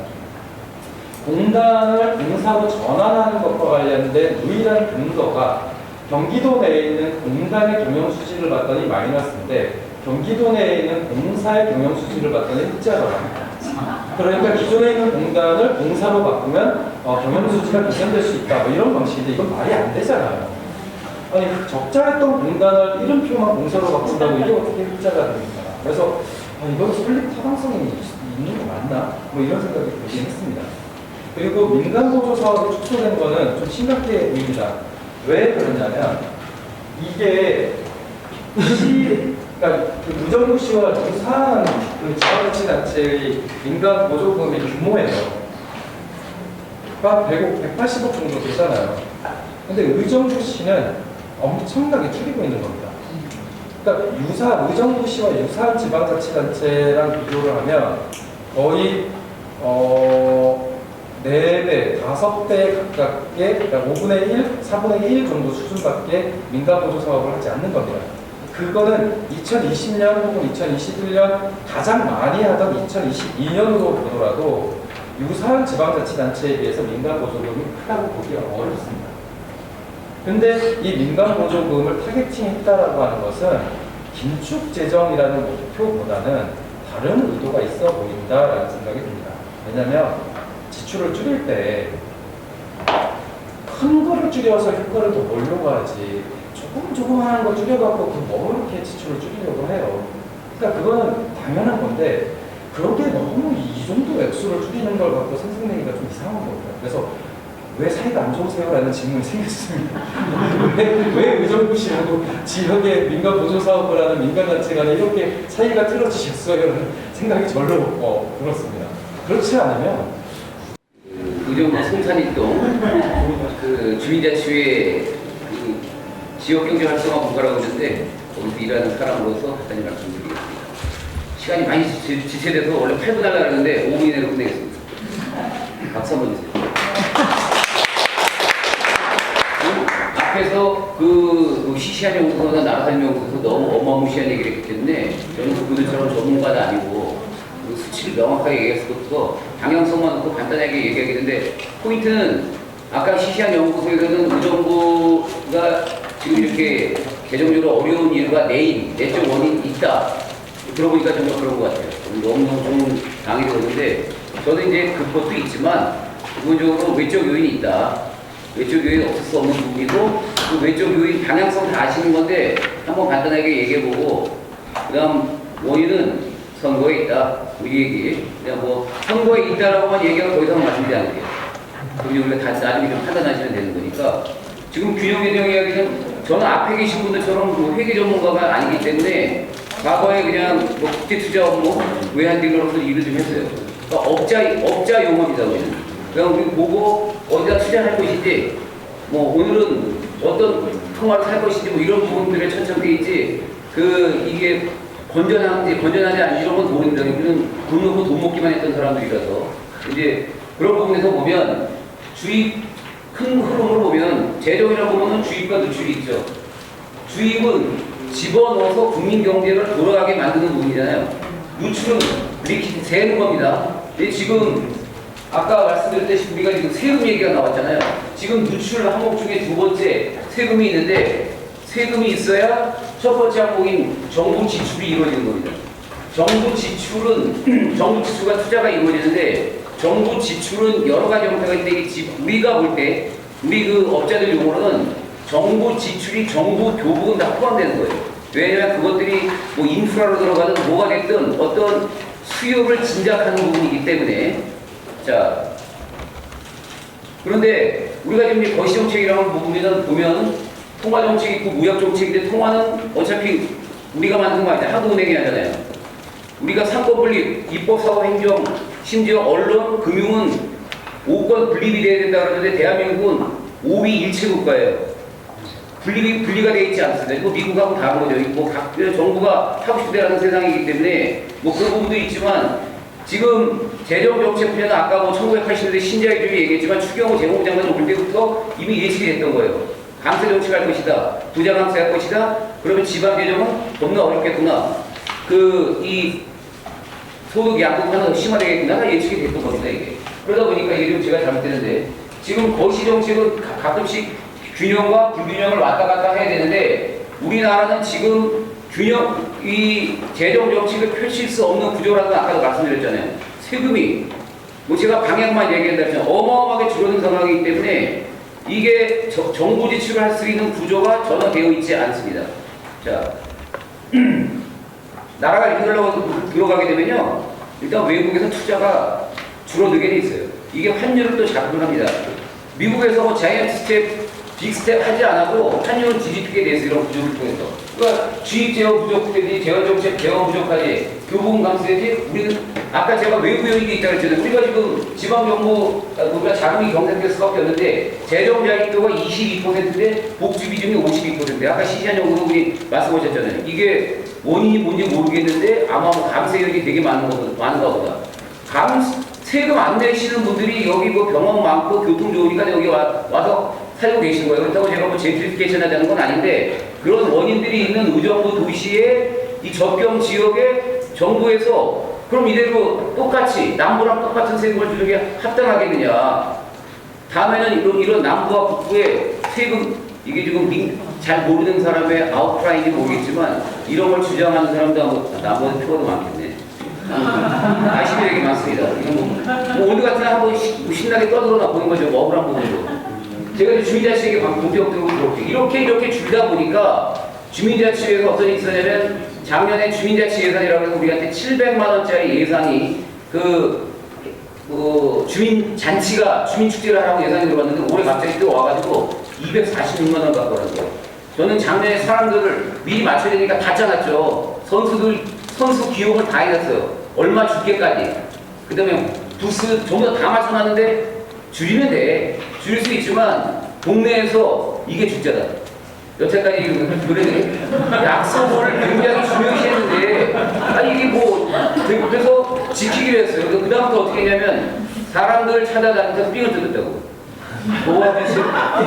도와주세요 하면서 정말 삥이 아니라 거지같이 했지. 근데 저도 개인적으로 사실 우리가 주민 상가 번영회에서 총 1,300만 원 들었는데 주민자치회에서는 결국 돈을 1도 안 냈어요. 100만 원 늘려가지고 346만 원을 했고 나머지는 상가 번영회에서 돈을 받아서 했는데 저는 개인적으로 뭐 적자를 냈습니다. 250원. 그래서 지금 346만 원으로 반시했는데 문제는요. 저는 오늘 주민자치 얘기를 궁극적으로 하고 싶은 얘기인데 주민자치 예산 올리는 과정서부터 결제 올리기까지 주무관이 옥상에 있어요. 그 다음에 그 옥상옥이 누구냐면 시청에 있어요. 그럼 주민자치회에 있는 사람들은 다른 건이 거의 없습니다.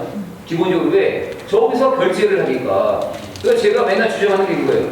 왜 주민자치 예산 항목을 시청에서 결정을 하느냐. 그게 주민자치냐.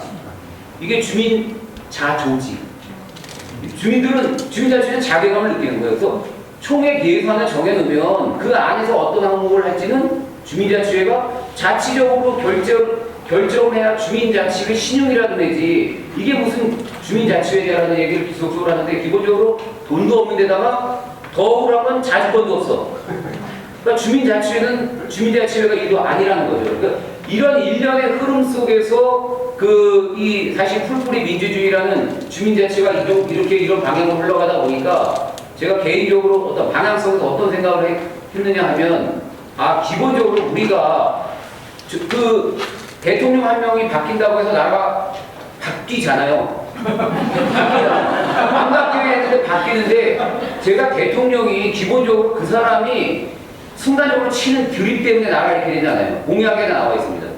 이 사람이 기본적으로 어떤 사람들을 데리고 행정을, 국방을, 외교를 운영해 나갈 건지 그럼 그 사람이 아까도 말씀드렸던 것처럼 신자유주의자인지 아니면 신국가주의자인지 이 사람이 보수주의자인지 진보주의자인지 이거에 따라서 적어도 접경 지역에 있는 그리고 우리 더더군다나 재정자유도가 굉장히 떨어지는 우리 의정부의 운명은 외부에 의해서 매우 많이 결정될 것이다. 뭐 아까 내부적인 원인도 있겠지만 그것도 오늘 우리가 앞으로 좀 더 뚝 뜯어 고쳐서 이왕 얼마 되지 않은 돈이지만 그것만이라도 제대로 쓰게끔 하는 게 뭐 시의원들도 마찬가지겠지만 저도 시민단체 있습니다. 우리들의 역할이고 장기적으로는 이런 안목을 가지고 우리 경기 북부에서 어떤 이런 의식을 가지고 국가를 바꾸는데 뭔가 좀 한 몫을 담당해야 되지 않겠나. 저는 오늘 그 얘기를 꼭 하고 싶어서 여기 좀 나왔습니다. 너무나 모르겠네요. 감사합니다.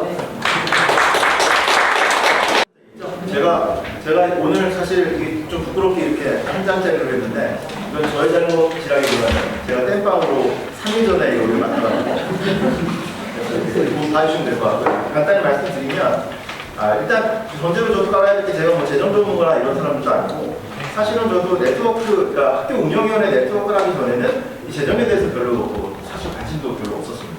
근데 이번에 학교 운영위원회 네트워크를 같이 하게 되면서 이번에 여러분들 아시는 분은 아시겠지만 의정부시에서 의정부 급식 예산이 문제가 되면서 여기에 대해서 급 관심을 가지게 됐습니다. 제가 이제 현장의 목소리를 좀 들려달라고 그러셔가지고 제가 진행 상황을 좀 말씀을 드리면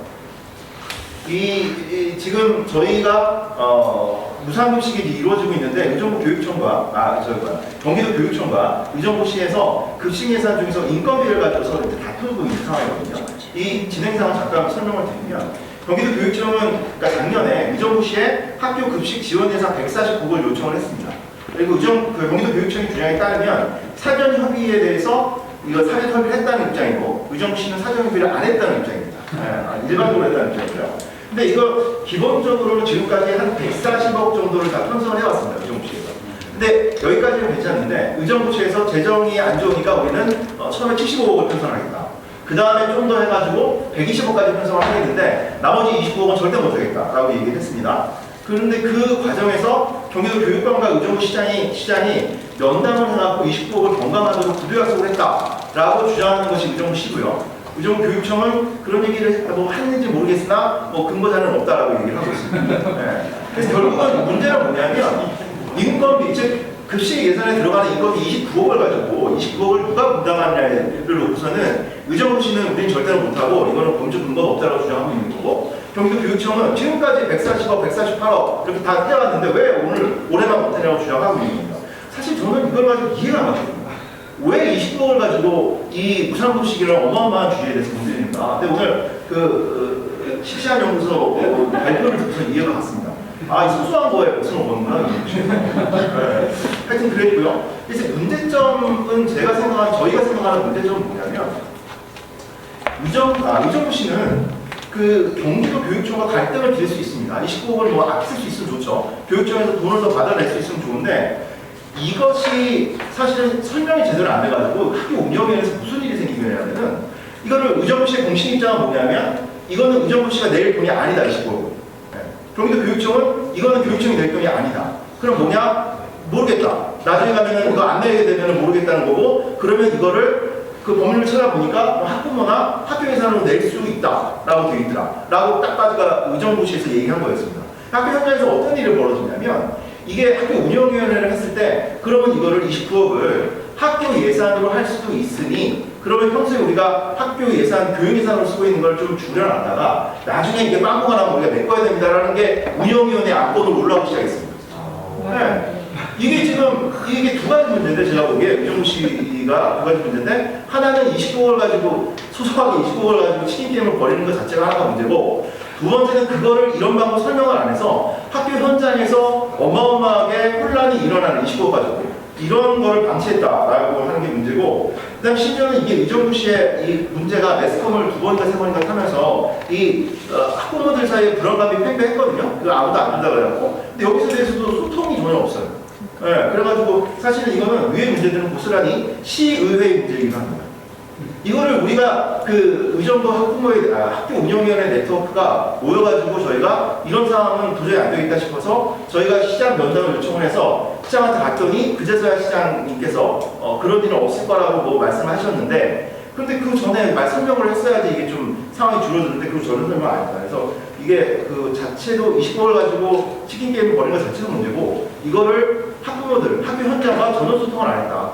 교장 선생님이랑 교감 선생님들도 모여가지고 이걸 어떻게 해야 될지 모르고 우왕좌왕한 상황을 라는 게 사실 문제라고 생각을 하고요. 이걸 조금 더 넓게 놓고 보니까 이게 지금 그 급식 예산뿐만 아니라 의정부시에서 지급하고 있는 교육경비 보조금이 있더라고요. 그게 2023년에 비해서 24년에 절반 이상이 감축이 됐습니다. 네. 뭐 감축을 할 수도 있죠. 근데 저희가 궁금한 거는 이게 사업에 따라서 어떤 거는 90%, 어떤 거는 완전히 감축된 게 있고요. 예를 들어서 저는 느꼈는데 이 도시개발 같은 거에 굉장히 큰 예산들을 쓰면서 이 진짜 소소한 예산들, 이 진짜 얼마 안 되는 예산들을 가지고서는 이렇게 줄이는 게 과연 이게 타당한가? 그리고 이런 어떤 근거를 가지고 이루어진 것인가에 대해서는 좀 궁금합니다. 그래서 여기에 대해서 한번 이야기를 좀 나눠봐야 되지 않을까 싶습니다. 네, 감사합니다. 소부사리협동조합 이혜진이라고 합니다.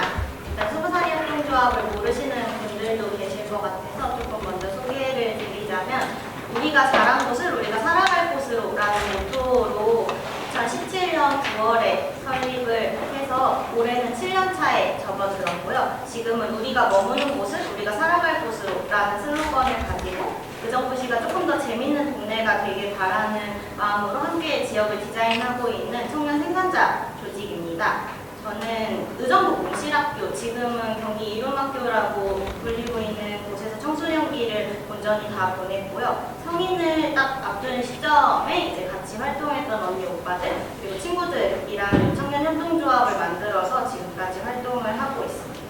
제가 딱 청년이 되는 시점쯤부터 의정부시에서도 청년대상 사업들이 많이 생겨나기 시작됐는데요. 제가 19살이었던 2017년 9월에 의정부시에서는 청년 기본조례가 제정이 되었습니다.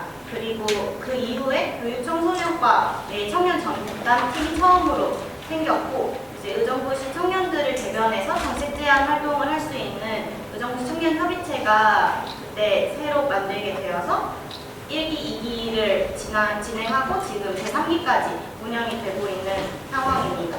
저도 청년협의체 1기, 2기를 연임하면서 협의체 위원으로서 여러 청년 정책들을 같이 이야기하고 발굴하고 제안하는 과정들을 함께 했었고 그 정책들이 조금씩 실현되는 모습들을 보면서 되게 뿌듯함을 느꼈던 것 같습니다.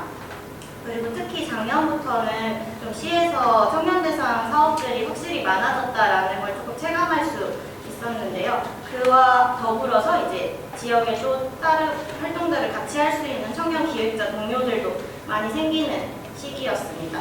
하지만 작년부터 이제 의정부시 예산이 뭐 부족하다, 재정 위기다라는 이야기들 듣게 될 때마다 조금씩 걱정은 되긴 했던 것 같아요. 그럼에도 사실 시의 예산이 뭔가 제 한 사람 한 사람의 인생에 큰 영향을 미칠 거라고 생각하지는 못했는데요. 시 예산은 조금 먼 이야기라고만 생각을 했던 것 같아요. 하지만 이번에 진짜 재정위기가 찾아오게 되면서 의정부시는 경기도 청년들 중에 성남시랑 의정부시만 청년 기본소득을 받지 못하는 도시가 되었습니다. 그리고 어떻게 딱 제가 만 24세인데 그 청년 기본소득 경기도 청년들은 다 받는 그 100만 원을 못 받는 당사자가 되면서 이게 진짜 내 문제로 연결될 수 있구나라는 걸 그때 처음 느끼게 되었던 것 같아요. 그래서 뭐 여성 청소년들이 뭐 여성용품을 지원받을 수 없고 뭐 학교에서는 무상급식이 어려울 수도 있다라는 이야기들이 나오고 여러 시의 예산들이 부족해지면서 출자 출연 기관에 있던 기간제 근로자들이었던 청년들이 이제 계약 연장이 어려워지는 상황들이 생겨나는 것들이 결국에 내 삶과 되게 맞닿아 있는 문제일 수 있겠다라는 생각이 들었습니다. 그리고 의정부시 예산의 문제는 아니긴 하지만 경기도교육청에서 운영하던 의정부 공실학교와 같은 경우에도 교육감이 다른 교육감이 선출이 되게 되면서 아이 사업의 방향성이 달라지고 그 공간에서 운영하고 있는 프로그램들이 완전히 바뀌어버린 상황인데요. 저도 청소년기를 거기서 보냈던 만큼 되게 안타까운 마음을 가질 때들이 있거든요. 그래서 의정부는 사실 많은 청년들이 학업이나 취업을 이유로 떠나는 도시라는 이미지를 많이 가지고 있었는데 지난 몇 년 동안 의정부 공실학교에서 자란 청년들 그리고 20살이 협동조합과 같은 청년 조직들에서 활동하는 친구들 그리고 뭐 문화재단에서 하는 문화도시 사업 것들을 통해서 계속 지역에 남아서 이 지역에서 재미난 작당들을 하고 싶어하는 청년들이 만들어지기 시작했는데, 이러한 청년 예술인, 기획자, 활동가들이 계속 떠나지 않는 도시가 되기 위해서는 청년들을 위한 정책이나 사업들이 꼭 필요하다고 생각하고, 정책과 예산 상황에 따라 계속 사업들이 바뀌거나 그 안에서 청소년 청년들이 소비되지 않기를 바라는 것 같습니다. 그래서 정해진 예산 안에서 사업을 구상하려다 보니 너무 필요한 곳들은 많아서 어느 곳에는 우선순위들이 필요하다고 충분히 이해하긴 하지만, 청년들이 많이 떠나지 않는 도시 의정부가 되기 위해서 청년 대상 사업들을 뭔가 줄이지 않고 계속 발전시켜야 된다고 생각합니다. 감사합니다. 이 발표자들의 세 분의 내용을 들었을 때 제가 참 죄송스러운 마음이 들었습니다. 시험에서 아까 주민자치위원회 100만 원, 예산 260원, 100만 원까지 올려놨고, 또 그 안에는 선생님 말씀하신 부분, 지금 시에서 해결하고 있는 부분, 또 20살의 협동조합에서 청년 기본소득이나 농민기본소득이나 저희가 여성 청소년 생리대사업들이 다 보편적 복지가 다 지금 사라지고 있는 실정입니다. 정말 안타까움을 느끼면서 저 또한 예산을 하나하나 살피고 있으면서 평상시에 반대되는 입장에서 굉장히 어려움을 겪고 있는데요. 그걸 끝까지 시민들의 편에 서서 끝까지 활동하겠다고 말씀드리면서 하나하나 말씀을 드려보겠습니다. 아까 김상철 소장님이 말씀하신 부분이 너무 마음에 와닿는 게 상당히 많이 있습니다. 우리 시는 지금 가장 힘든 거는요, 통합지정안정화기금입니다. 아까 말씀하셨듯이 재정 안정화기금 두 가지 기능이 있는데, 하나 500억이 좀 넘게 있고요, 하나 4억 6,700이 있는데요. 500억이 있는데요, 쉽게 아까 나갔던 차입금이 나가는 금액은요, 우리가 5년 상한 몇 개월 이런 식으로 계속 나가고 있는 실정입니다. 실제 500억이 있는 돈이 아닙니다. 그거고요. 4억 6,700이 남은 거는 제가 아마 작년 9월에 기금을 다 폐지했습니다. 기금 폐지하시라고 했는데 노인, 사회적 약자, 문화, 체육기금을 폐지했습니다. 한 90억 정도 폐지했는데 저는 끝까지 반대를 했습니다. 제가 본회의장에서 이런 말을 했습니다. 쉽게 시에서 마지막까지 털어서 우리 시를 영원으로 만들 수 있고 그 자원이 합리적인 방안이라면 그 선택을 좀 했으면 좋겠다라는 얘기를 했지만, 결국에는 그거를 저는 제 생각에 막을 수 있었음에도 불구하고 그 예산까지 털어서 짓는 상태입니다. 의정부 시는 제가 2022년 6월부터 당선이 되고 나서 2022년 10월부터 계속 재정 자립도나 재정 자주도, 그다음에 통합재정 안정화기금에 대해서 계속 지속적으로 얘기를 했습니다. 2023년 교통교부세에 대해서 제가 3월부터 계속 얘기를 해서 기행사업과 얘기를 했는데 얼마나 빵꾸가 날 거냐, 또 경기도 주력은 얼마나 빵꾸가 날 거냐, 문제가 없다고 합니다. 그래서 제가 4월에 결산, 이제 5월 정도 결산이 되는데, 저도 이제 중앙정부에서 좀 일을 해봐서, 예산에 관한 일을 해봐서 그 결산액을 다 보고 깜짝 놀랐습니다. 그래서 6월에 행감 때 제가 처음으로 교통교부세 508억의 적자가 나는 걸 좀 발표를 했고요. 그다음에 또 경기도 조정교 부분이라고 327억이 빵꾸가 나서 총 우리 시에는 850억 정도의 적자가 났습니다. 그래서 결국에는 2023년 10월부터인가요? 10월부터 실행예산이 들어갔습니다. 실행예산. 아까 말씀드렸듯이 이해 안 가는 부분이 많으실 거예요. 아까 사무위탁비랑 그다음에 지역화폐라든가 이런 것들을 다 대본에서 했었어야 되는 부분인데, 실행예산이라는 거는 10월부터 돈이 아예 안 나갑니다. 경상격 지출 빼놓고 아예 안 나갑니다. 쉽게 얘기하면 고정 지출을 빼놓고는 나머지 다 못하게 되어 있습니다. 그래서 실행예산을 시에서 활용을 해서 그 금액을 순세리 운영으로 남겨서 지금 2024년도에 지금 오고 있는 실정입니다. 저는 항상 예산을 볼 때 이제 자치행정분과의 소속으로서 전체적인 큰 예산을 봅니다. 자치행정과에서는 그렇게 많은 큰 것들을 제가 2년 동안 하면서 많은 것들을 좀 잡아놨습니다. 근데 가장 안타까운 거는 아까도 말씀드렸듯이 보조금 사업입니다. 시장님께서 갑작스럽게 다 50%씩 그냥 삭감시켜 버렸습니다. 그래서 제가 그런 명분과 이유가 뭐냐. 그래서 보조금 사업에 그 보고서가 있습니다. 2장짜리, 2권짜리인데 하나하나 보면 20여가를 다 매기면서 이 보조금은 왜 문제가 있고 이 보조금은 왜 문제가 있냐 라는 것들을 지적을 상당히 많이 했었습니다. 그럴 거면 그래서 그분들을 만나 직접 얘기를 해본 이상 무슨 문제였냐면 회계 책임자가 계속 바뀌기 때문에 아까도 보조금에 대해서 강화가 된다고 하시는데 회계 책임자가 바뀌기 때문에 그 회계를 잘 모른다는 거예요. 작년에 했던 거 재작년에 그대로 했던 거 다 쓰다는 겁니다. 그래서 제가 그러면 비행기상과에 회계 프로그램을 유튜브라도 영상을 보내고 너네가 거기에 따른 그 서약서를 받아놓으면 그분이 1년치는 그분이 책임지는 거 아니냐 그런 것들에서 좀 형평성을 맞춰달라라는 것들을 지금 비행기상과에 말해놓고 그걸 아마 지금 실행하고 있는 것으로 알고 있습니다. 참 할 얘기는 많은데요. 고정부 씨가 지금 많이 어렵고 힘듭니다. 함께 가야 되고 함께 살아야 되는데요. 저는 내후년이 더 두렵고 걱정스럽습니다. 내년에는 아마 지금 경전철 얘기도 나오셔서 말씀드리는데 경전철도 매년 200억 적자가 나고 있습니다. 거의 하루에 5만 명 정도가 타는데요.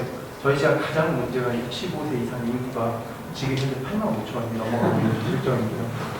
10년이 되면 14만 명이 넘어가고 있는 실정이고요. 복지 예산은 지금 67% 쓰고 있습니다. 1조 3천억 중에 6천억 800억 쓰고 있습니다. 상당히 심각한, 그래서 아까 지방세 말씀하셨듯이 왜 거치지 않는 이유가 그 이유가 있습니다. 그래서 제가 지금 통폐합도 하면서 지금 출자 출연기한 통폐합도 나서 하는 이유가 욕을 먹더라도 하고 있는 이유입니다. 시가 살아가려면 어떠한 것들을 알고 우리가 해야 되는데 통폐합도 하나하나 지금 자치행정 쪽에서 다 했고 이제 다음 상임부터 도건이 상임으로 가게 됐습니다. 도시건설에 큰 사업들이 많습니다. 그래서 시민들한테 돌아가는 혜택이 보조금 혜택 이런 것들을 큰 사업을 좀 빼서 이쪽으로 돌리려고 생각하려고 제가 도건을 갔습니다. 그런 사업들을 좀 눈여겨보셔서 어떠한 것들이 잘못되고 잘 됐는지 한번 판단해 주셨으면 좋겠고요. 또 리듬시티에 관한 얘기 이런 것들도 아까 2,000억이 묶여있는 건 11월까지 준공이 완료가 돼야 됩니다. 지금 식대 하나로 물류센터가 지금 있지 않습니까? 거기에 백자 시킨다고 하셔가지고 그 백자가 이게 아닙니다. 지금 행정적인 절차에서 경기도와 중앙 국토위에 그 사업 변경 승인을 맡아야 되는 사항이 지금 물류센터인데 다른 용도 변경으로 지어야 되는 사항입니다. 그것까지 지금 할지 국토부에서는 아직 미치더라서 그게 11월까지 준공이 돼야 아까 PF 2,000원으로 다시 돌아가게 되는 지에 돌아가게 되는 사항입니다. 그것까지 지금 꼼꼼히 살펴보고 있는 상황이고요.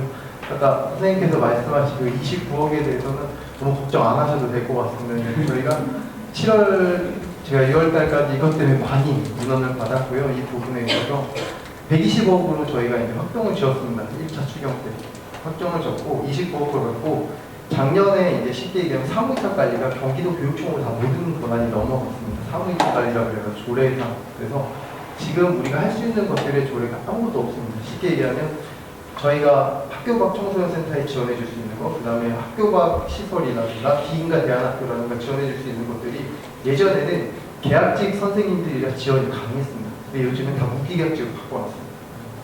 그게 경기도 교육청에서 일단 무기계약직 바꿔놨으니 쉽게 이겁니다. 코스트코에 갔는데 밑에 뭘 파는 직원이 왔어요. 코스트코 직원이 그 밑에 업체한테 돈을 주지 않지 않습니까? 그 직원이 나가는 거랑 똑같습니다. 경기도 교육청에서 시험을 했기 때문에 그 부분만큼은 경기도 교육청이 좀 책임을 져라 이런 말씀이고요. 저희가 식품이나 이런 것들에 있어서는 아이들의 질이 떨어지지 않고 더 지원해 줄 수 있으면 더 지원해 주겠다라고까지 얘기한 사항입니다. 그래서 이 부분을 좀 전달을 명확하게 좀 해주셨으면 좋겠고요. 그 의정부 시에 대해서 관심이 참 많으신데 제가 이 정도 재정 현황에 대해서 좀 말씀을 드리고요. 앞으로도 2024년 말 2025년, 2026년 6월까지 의정 활동 열심히 하면서 의정부 시로서 최선의 역할을 다하겠다는 말씀드리겠습니다. 감사합니다. 질문 먼저 손 들고 어느 분한테 질문을 하실지 질문해 주십니다. 네.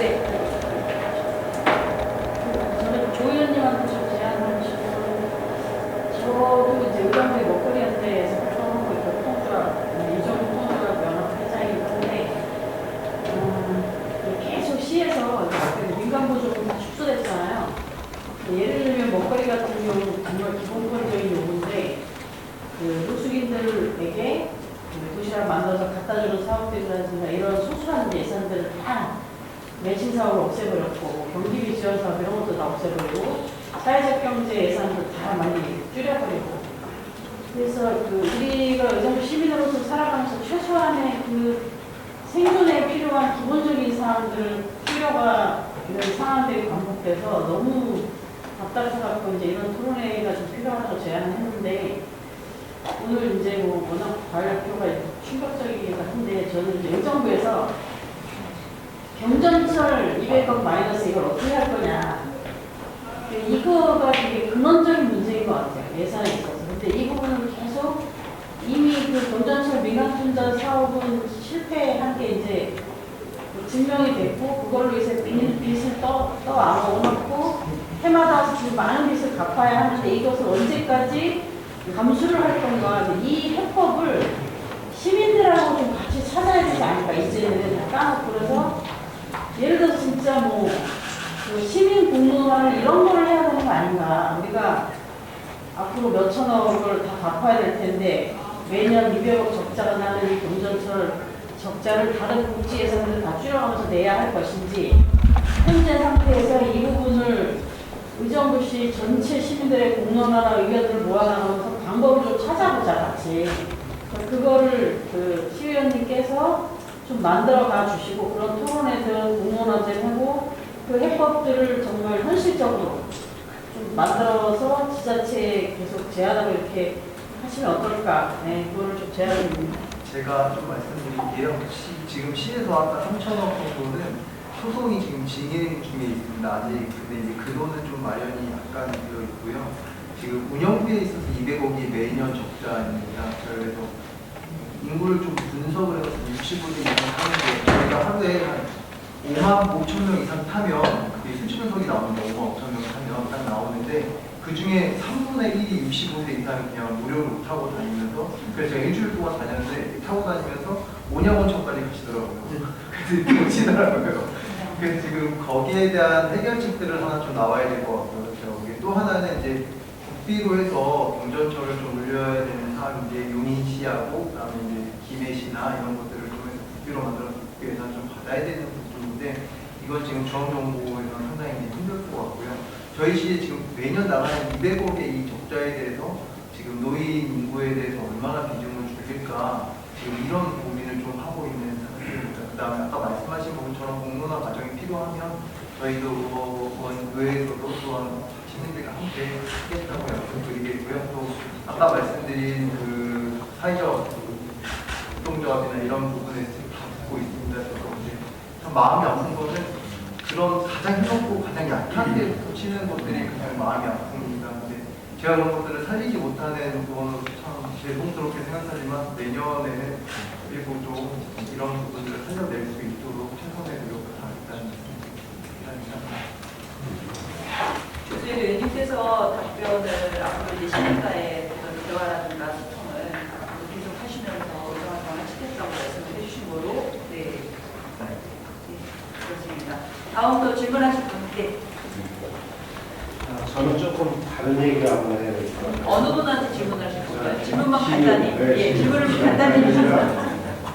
의정부시가 생길 때 자이동이 있었는데 지금 현재 자이동이 없죠. 네. 그 현충탑이 있는 데가 온자의 마을인데 거기 최근에 새로 된 시장에서 소각장과 연계돼서 지금 막대한 예산을 주고 있어요. 네. 거기 뭐 다리 2개 놓고 도로 확장하고 뭐 산림욕장까지 만들었는데 산림욕장 그거 제가 거기 옆에서 바로 농사를 져서 수시로 거기를 가서 지켜보는데 이거 사람들이 와서 보고는 영 안 나거든요. 네? 거의 그냥 마을 공원 수준 정도뿐이 인식을 안 해요. 네? 근데 거기 그 동네 그 현충탑에 그렇게 많은 시의원들과 정치하신 분, 뭐 경기도 교육감도 거기 다녀가셨는데 그 마을을 얼마나 안 보셨는지 거기 현재 마을 주민이 가구수가 실제 저기 자기 집을 놔두는 사람이 8가구예요. 그리고 관리사에 사는 사람이 5가구예요. 실제 거기 거주하는 사람은 13가구예요. 근데 13가구에 지금 거의 100억 이상의 제가 자생적위원회 때는 그거를 다 보고 나서도 상임위가 아니기 때문에 사실 상임 발언을 잘 많이 못했습니다. 근데 이제 도시건설위원회 가서 그런 부분 하나하나 살펴보면 아까 말씀하신 그 생태공원에 이라든지 소각당이라든지 문제점들이 저도 공론화 과정 속에서도 많은 것들을 같이 했습니다. 그래서 그 부분까지 좀 한번 살펴보겠는데 1.4대요? 네? 1.4대요? 아주 사는 게 아니라 저는 거기 살고 싶은데 집을 못 지내서 못 살아요.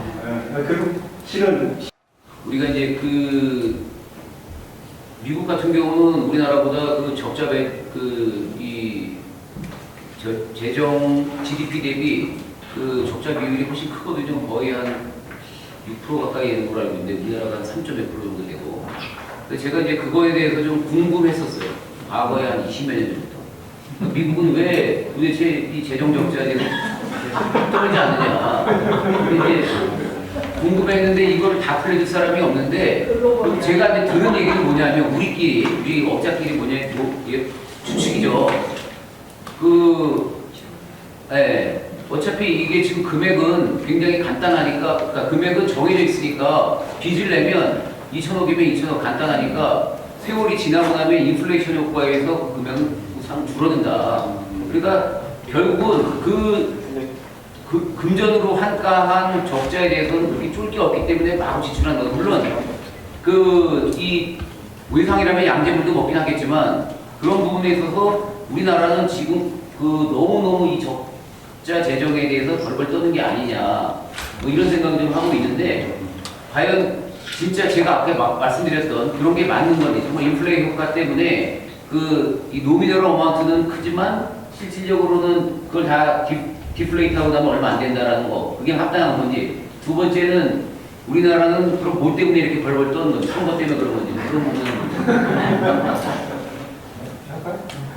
일단 첫 번째로 놓고 보면 사실은 그 인플레이션에 의해서 그 실질적 가치가 하락되는 건 크진 않을 것 같고요. 결국에는 그 주축국이라고 하는 위상을 봐야 될 것 같아요. 그러니까 이거는 국제관계 내에서 미국이라고 하는 국가가 갖고 있는 어떤 특징으로 놓고 봐야 되는 거지. 미국은 가능한데 한국은 왜 안 돼? 이거는 비교 대상 자체가 좀 성립이 안 되는 것 같다.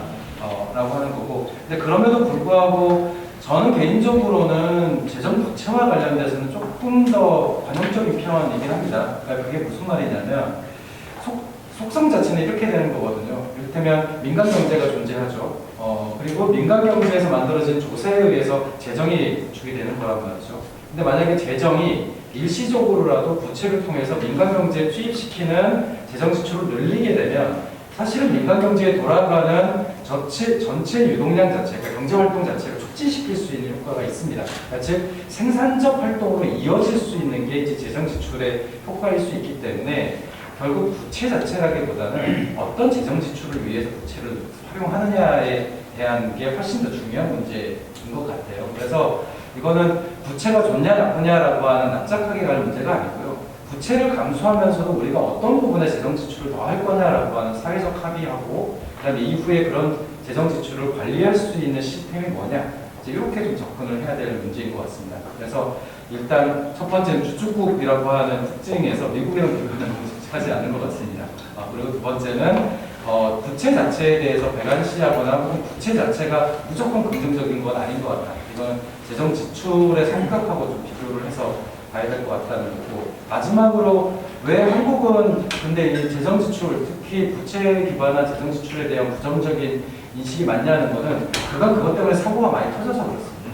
그러니까 재정 부채를 통해서 긍정적으로 사용한 사례보다 재정 부채를 통해서 지자체가 파산하거나 망한 사례가 더 많기 때문에 실제로 학습되어 있던 효과 자체가 이 균형 재정이라고 하는 그것들이 굉장히 윤리적이고 굉장히 그러니까 규칙처럼 이렇게 적용되는 것이 있는 것 같습니다. 그러니까 그거는 제가 봤을 때는 재정 관행에 의한 것이지 어느 게 옳다 그르다라고 볼 수 있는 부분은 아닌 것 같아요. 근데 이제 그 부분이 좀 아쉽긴 하죠. 왜냐하면 재정 지출을 효과적으로 쓰는 사례를 우리가 잘 보지 못했어서 사실은 이 부분을 이제 주장을 못하는 건 아니기 때문에 좋습니다. 그런 것 때문에 그런 걸 보완하기 위해서 이제 지방재정, 중기 지방재정 계획이라고 모여서 계획을 통해서 부채를 어떻게 가져오고 레버리지 효과라고 투자할 때 지방자치단체 재정의 세 가지 기능이 있거든요. 하나는 소득 제공에 저항이 되죠. 마지막에 이제 경제 발전소 안정이라고 해서 경기가 어려울 때는 전형을 추천해서 아무래도 그래서 민간의 시장이 활성화되도록 하는 그런 기능이 우리 중고등학교 사회적이 아닙니다. 아무도 기약하지 못하니까. 그리고 이제 두 번째는 이게 50%가 많고 GDP 대비 50%는 많고 60%는 그러니까 나보다 50%는 적은 거나 그런 기준은 학계 어디에도 없어요.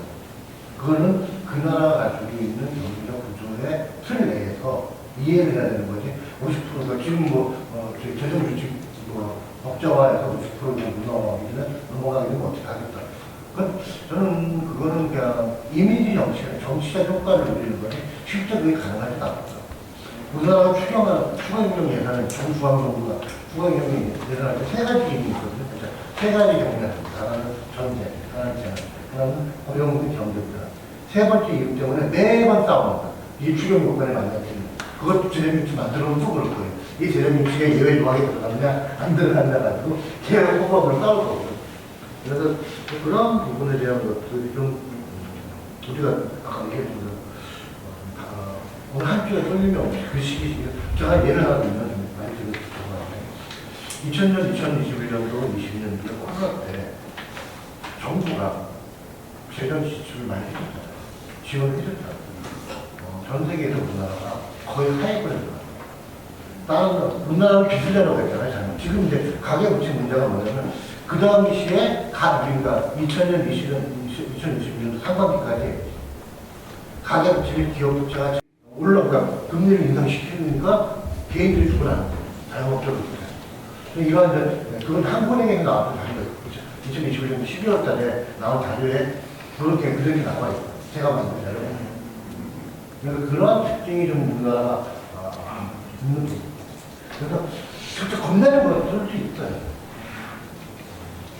네, 답변이 끝나셨나요? 이상적인 문구가 그 제안 부분에 보면은 의도된 부실화의 과정이라는 말이 나왔어요. 네. 그래서 이게 그 처음에 그 소장님께서 발제를 시작하실 때 어차피 뭐 공무원이 아니고 시장은 또 선출직이니까 자기가 원하는 사업을 할 수 있을 수밖에 없다라고 말씀하셨는데 그래서 또 보면 선출직공 시장이 무리한 시장 운영이라고 말씀하셨는데 그게 의도된 부실화의 과정이라고 부를 만큼 이게 의정부의 형편없습니까? 그러니까 솔직하게 말씀을 드리면 실제로 그렇습니다. 그러니까 이게 뭐냐면, 그러니까 저는 이제 관료 조직을 무시해서는 안 된다라고 생각을 하는 편이에요. 특히 예산 재정에 있어서는 관료 조직이 거의 자율성의 수준이 굉장히 높아요.